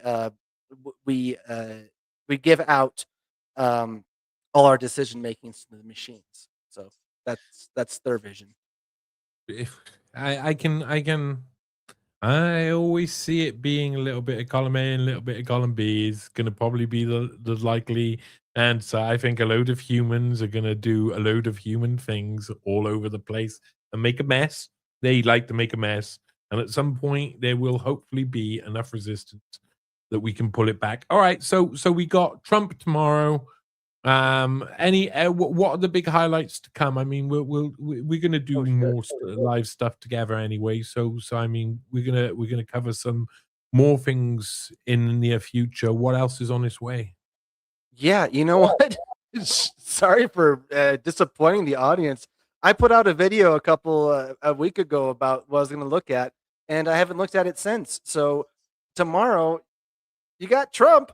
Apart from that, no, there's lots of other good stuff because there was shit, man, I can't tell you right now. I've been all day today. I've just been fixed in on the Harari and the Fink and the Carp and all that right now. That it escapes my mind right now what's going on tomorrow, but I'm gonna pick it up tomorrow. That's the way I work. It's in the moment. It's in the moment. It's not like a history thing. It's like, hey, We this is were going on right talking now. about Terence McKenna as well, weren't we? We were Oh talking shit! about Yeah, something yeah. that we didn't really, Well, I mean, that was let's round it up with a bit of talking about Terence McKenna then.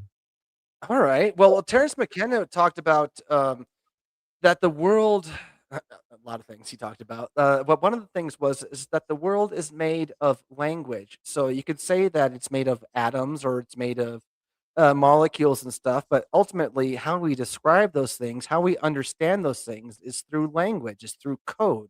I mean, mathematics, that's a language as well. There's a language to lots of things. So when we look at reality, when we're looking at the screen right now, that is there because somebody programmed a language into the code. So, uh, other than I am that, language space right now. and I so wouldn't like predict language and light. Oh my god. it's like what even David Icke talked about years ago with there's a signal that goes into the computer, into the screen and stuff, and it's all garbled, and that's how is that how we perceive reality as well? Our own eyeballs. We have irises, we have cones, we have those things, and we're decoding reality within our own perceptions. Uh, Terence McKenna was talking about being language or syntactically based reality, and that's another thing I see happening as well. I mean, even the old religions say in the beginning there was the word. You know, in Australia, I think there's a myth about the creation of all things. Was that the Creator God was marching through the land and he was singing the earth into creation. That's what spells are. That's spelling, incantations. That's code. That's you create stuff out of by voicing it, by saying it, by that action of even when you get married, I do.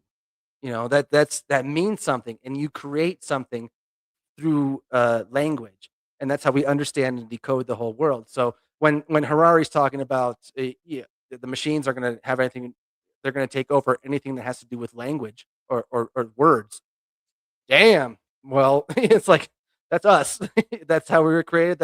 So it's like another act of creation upon creation, and it's a destruction. It's a cycle. So I did have one clip pulled up from YouTube on McKenna talking about it. I mean, it's from a huge ass lecture. We don't have to get into it right now if you don't want to, but he explained it really nicely. But it's basically what I'm saying. It's code is code, and the world is made up of language. It's really interesting. I mean, I spent a lot of time listening to everybody, all sides I possibly could, especially back in the through the tens.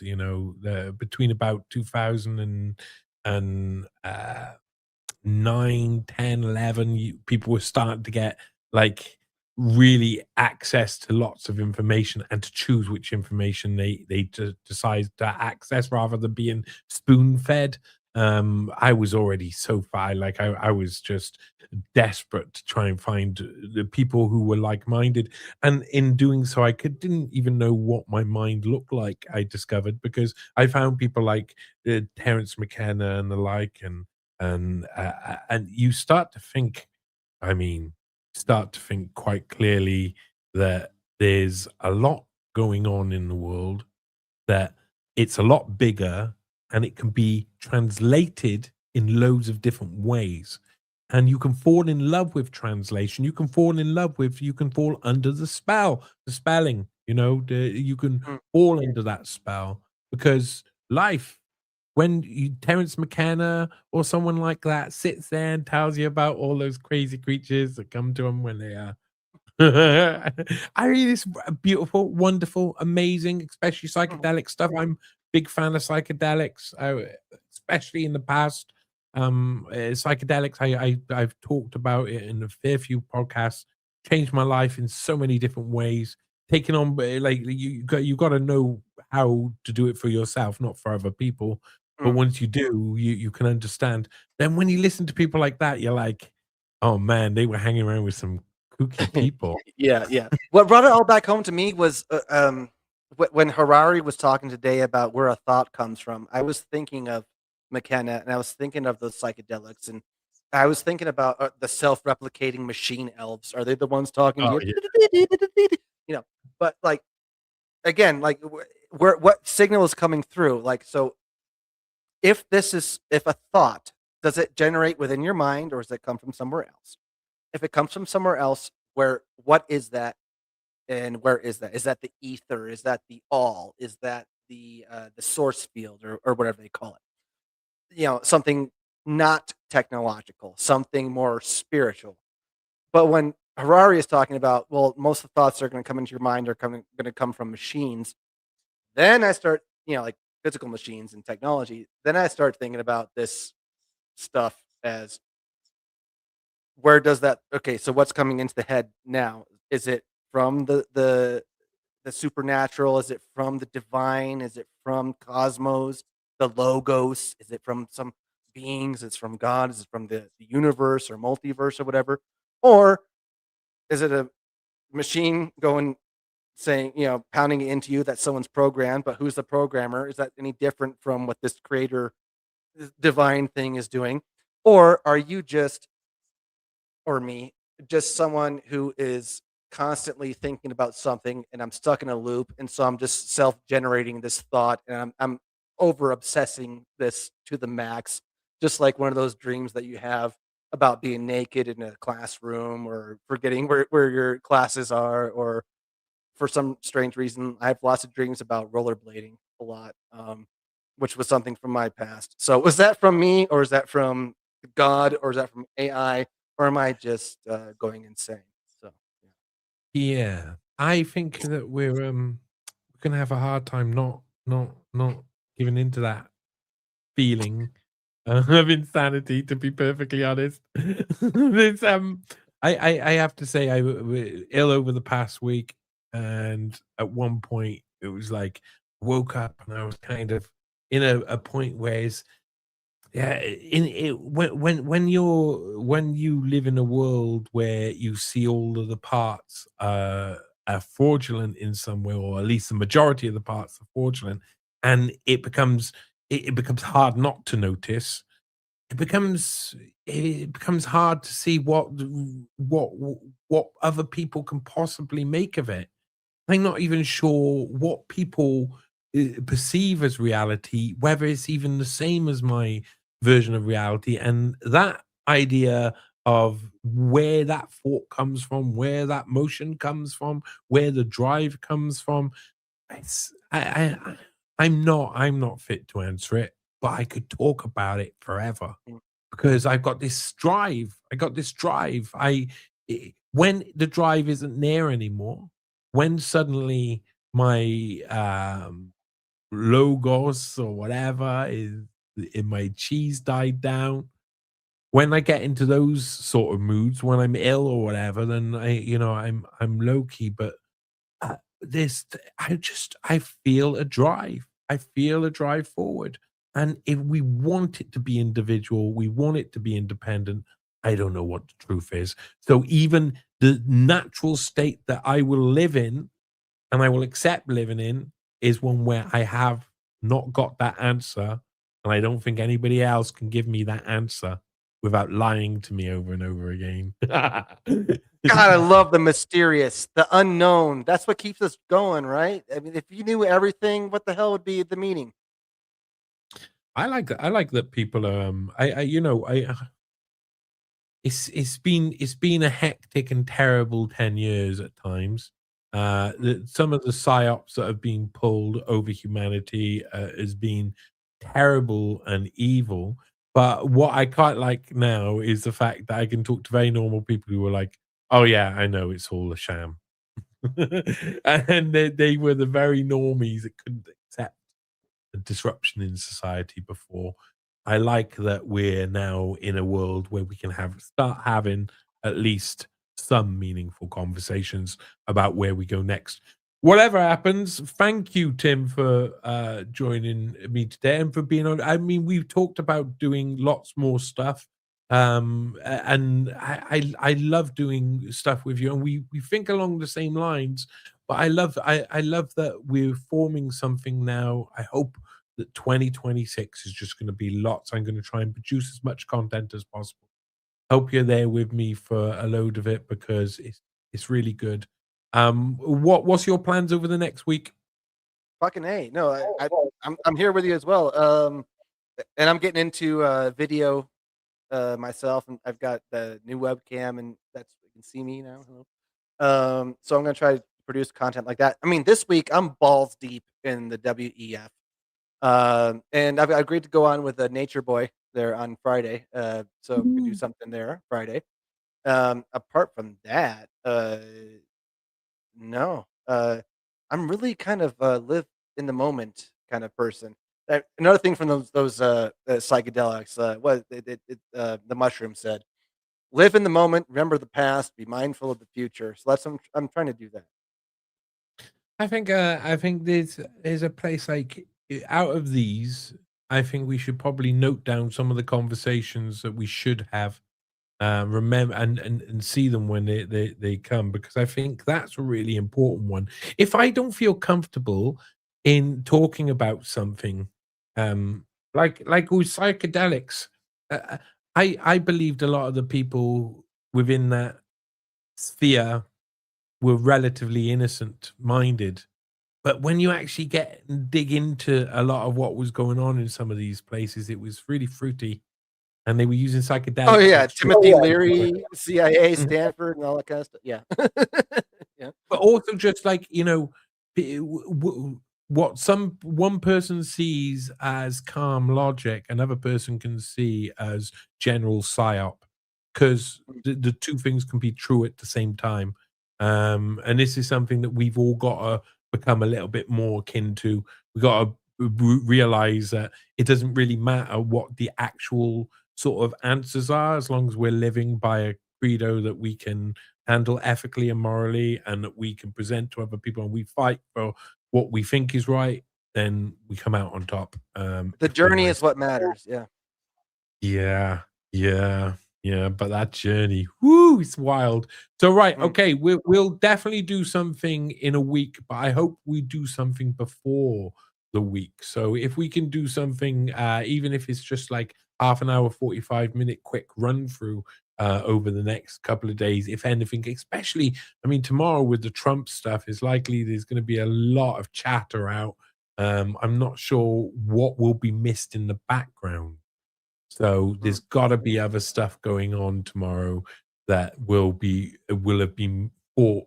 That's perfect to put it out while everybody's watching the big ginger guy. So keep an eye out and keep looking for something sexy and fruity. Thank you for coming on. Is there anything you want to plug or say yourself? No, nothing to plug. I mean, you got my name is right there, the sociable. I'm not really good at self promotion. I'm just really happy to be a part of this, talking with you and sharing information. I don't have any outside interests in doing this. In fact, a lot of what I do gets banned and demonetized and all that crap. So I just love hanging out and being with you and your wonderful audience. Yeah, they're a good bunch. Thanks for being with us, gang. Right. Okay. So I'm going to drop you down, Tim. Just say a few words to the gang. Yeah, definitely have to say, gonna be seeing me a lot more, and seeing me with good people like Tim. I think there's a place where I'm trying to convince people who are in slightly different echo chambers to come together. And I got to be honest with you that Truth Bomb was partly that and is that. The fact that I can get two people to consider then crossing over and meeting across potential echo chambers, places where people don't align or people don't speak properly. So then we could have conversations about the topics we've had conversations about tonight in a completely different way. You know, we could have it across loads of different lines, and I want to break down the little echo chambers, the little bubbles that get created, because I live as an independent journalist. It's a weird world. Sometimes people turn against you. Sometimes people are working with you. You never really know. You end up with this group of people who you realize are good people who will, who don't care, who just, want to see truth, want to see fight for what's right, etc. And then you got other people who individually you may have politics with or conflict with, and I don't want to. I don't want to make enemies out here, but this is going to happen because also within this sphere is a mass of fifth generation agents. Don't be naive. One of the biggest points of what you should take out of what's happening base level in 2026 is we're in a time of fifth generation warfare. This is no longer going to be the same. The rules of the game have changed significantly, and it's time to realize that you're all part of the war. You don't even have to be a combatant on whatever side, because you're going to be chosen, targeted by multiple sides. You won't even know what side's what's up, what's down. We're all in this situation together, and it is an official. When we look at what's going on in Davos and what's going on in the World Economic Forum, we're not looking for insight for how they're going to build our world in the future. We're looking for insight in how they're going to torture us mentally, how they're going to test on us physically, how they're going to manipulate us psychologically. We look for the reasons, the things that we see, because we see what happens. We've seen what's happened, and we know that can't just arise. That has to be trained. And every time you look at it, you find out they're training people. They're training people to be manipulative. They're training people to believe certain things. And one of the things I want you to think about in this is go listen to Yuval Noah Harari or someone like that. Go do it. But do it with this sort of head on your shoulders. Do it with the understanding that right at the start of whenever they make a speech, they will define something in a certain way. And those are the rules of the game to them.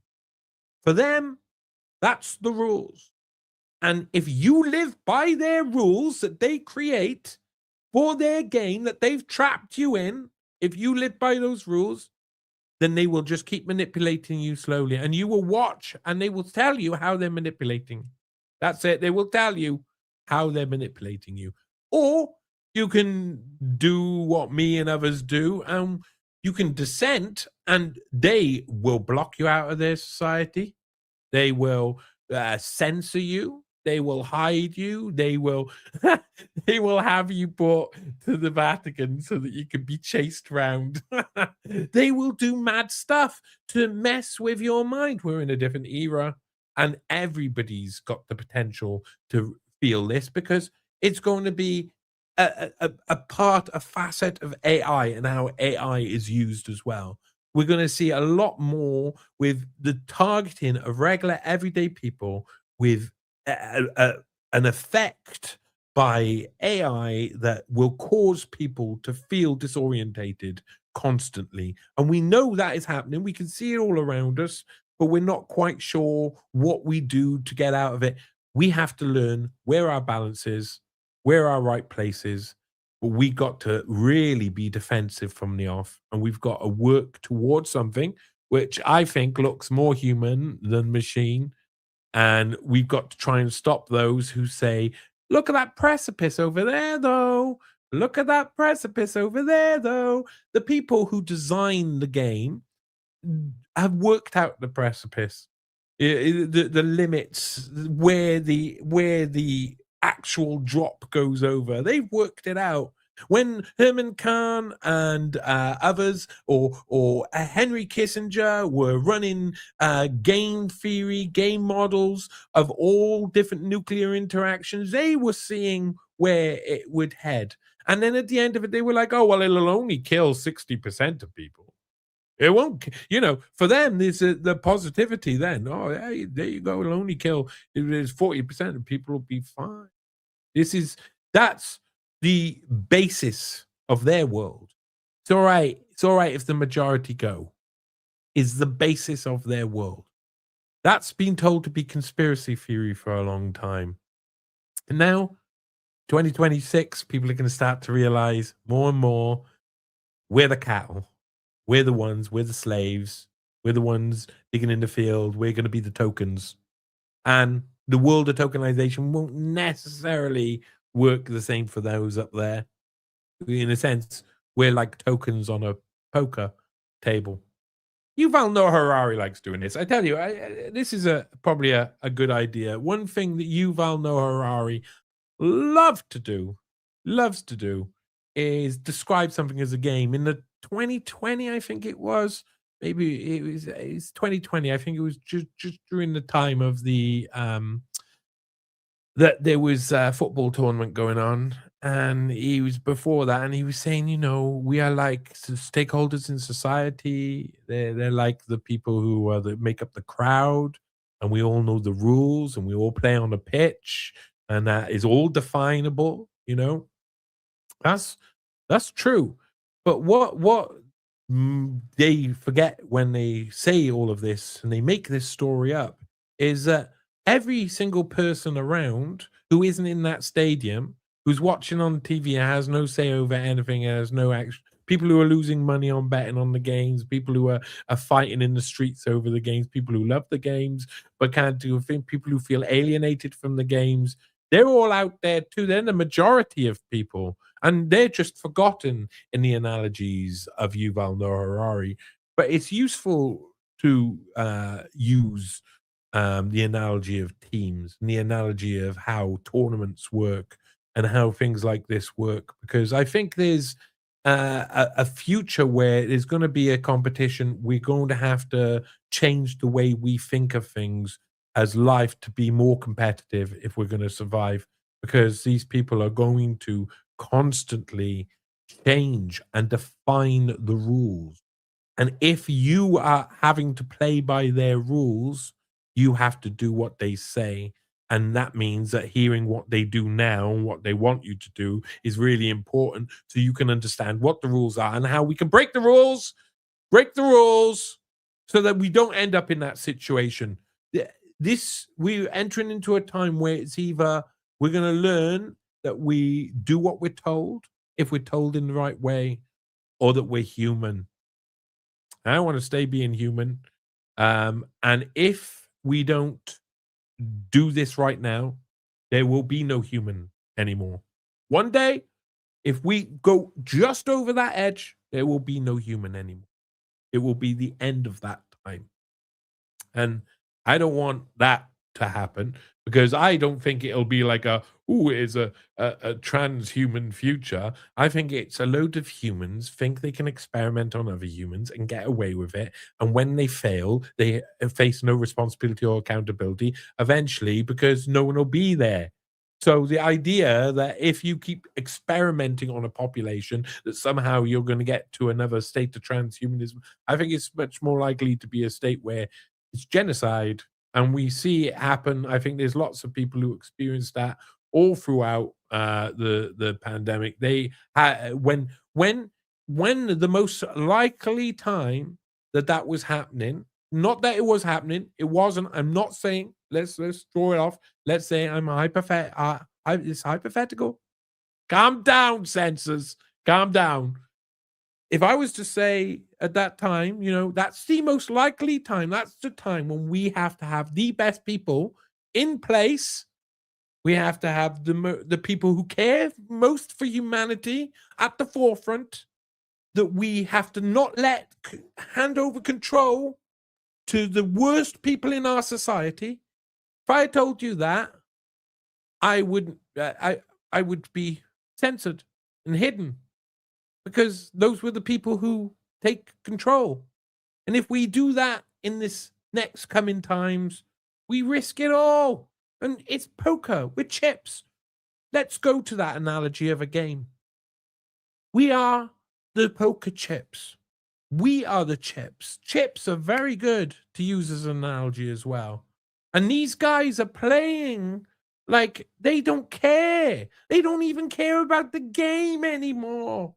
They're just playing for the sake of playing, and we are the chips. Our lives are the chips. And tokenization is a perfect representation of the poker game, that we are chips within, and we are just thrown down there next over, and someone's going to rake it all in and spend it on junk. Destroy everything over and over again, new game over and over again. That's where we are. We're in, I think... If Yuval Noah Harari was to be honest on a stage in the World Economic Forum right now, I think it would be to say that he'd have to say that we are more like poker chips in a game analogy. That there is no reason for the game even. There's no, because it's reset after reset after reset after reset forever. Until we got Weyland-Yutani Corporation and aliens ripping out our head. But anyway, that's the way it goes. The future, we all watch like our favorite movies and go, oh my God, though, this is just like, we're going to be watching the TV eventually, and it's going to be indistinguishable. Like, people, it's like people want it. It's people, but it's not. It's being forced upon us constantly by the most evil people as well. It's fantastic to be back speaking with you guys again. I've got some amazing stuff coming up. I filmed a podcast recently in person. Unfortunately, I had loads of sound problems, which I'm not surprised, because the subject is how Robert Maxwell was spying on the whole of the United Kingdom. And the podcast is through the looking glass, and whatever happens, the podcast episode needs to go out. So with bad sound or not, it makes no difference. It has to go out, because people have to understand what they were dealing with. And what was actually happening, and how Canada was involved as well. Canada, I just discovered, like, when I was researching for the Epstein case, it's just often used as like a gateway, a place, a backbone, a spine, you could say, that every single intelligence agency can throw their stuff into, and everybody can feed off, and it's all legal because it goes through Canada. Same with dropping off people. I think that's what Epstein was doing when he was dropping off kids in Newfoundland. They were meeting Jean-Luc Brunel in France. The flight logs show them going across to Newfoundland to a random near military air base. Yeah, questions galore. They're out in the middle of nowhere, and then they'd come back to the UK. Oh, they're just refueling, maybe. Oh yeah. Oh, we know they're people trafficking, though, so they're probably people trafficking, and the only people out there were military. So, well, guess what? Guess what? It's the same old games over and over again if you follow them. Right.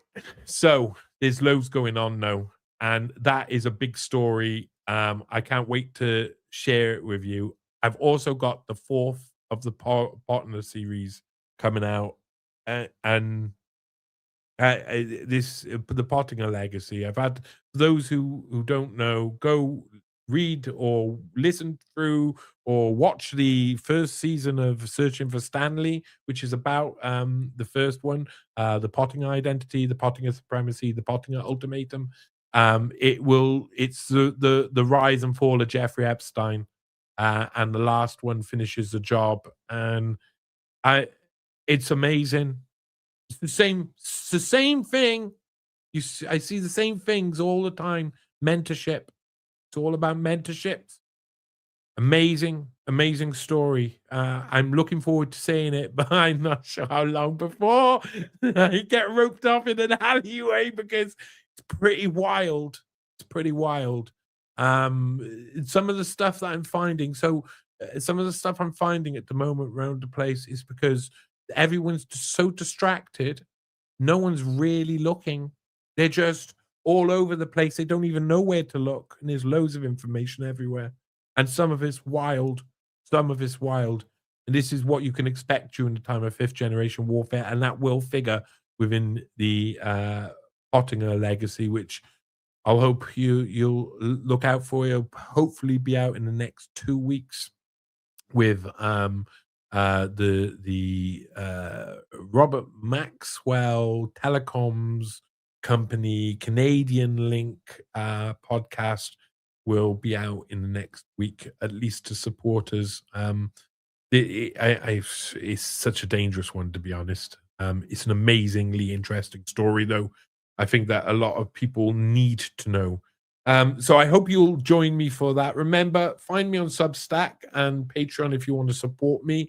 Newspace.com is somewhere you can go now. What I'm trying to do is also include other people's channels, so that you go there and you can pig out for a day watching indie media stuff from people who I've worked with for a fair few years now, I can trust and I like. And so I think it's about time to spread Newspace around, but make it about what it was originally about, which is breaking, again, like Truth Bomb, breaking echo chambers and trying to get people who are against each other in the clubs to start actually talking to the other people in the other clubs. Listen, we're being thrown around like chips, and we're being piled up like chips, and we're being put in our little portions like chips, and we need to get out of that mentality, and that mentality means human civilization. You ever heard of human civilization? Been going on for quite a while. It's the top dog. That's it. Thank you for joining me and Tim, of course, on this Davos 26 review part 1. I'm sure we're going to have another one come up soon. And thank you, gang. I really, really appreciate you being here. You know that. Big fan of all of you guys who come, give me support.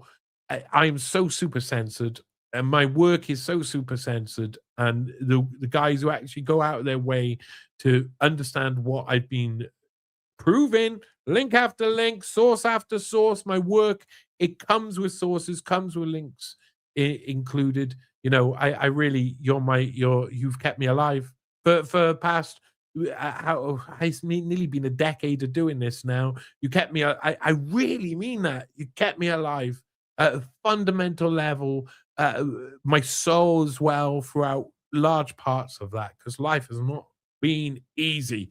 So regardless, I'll leave you with this and be out of here. Bye.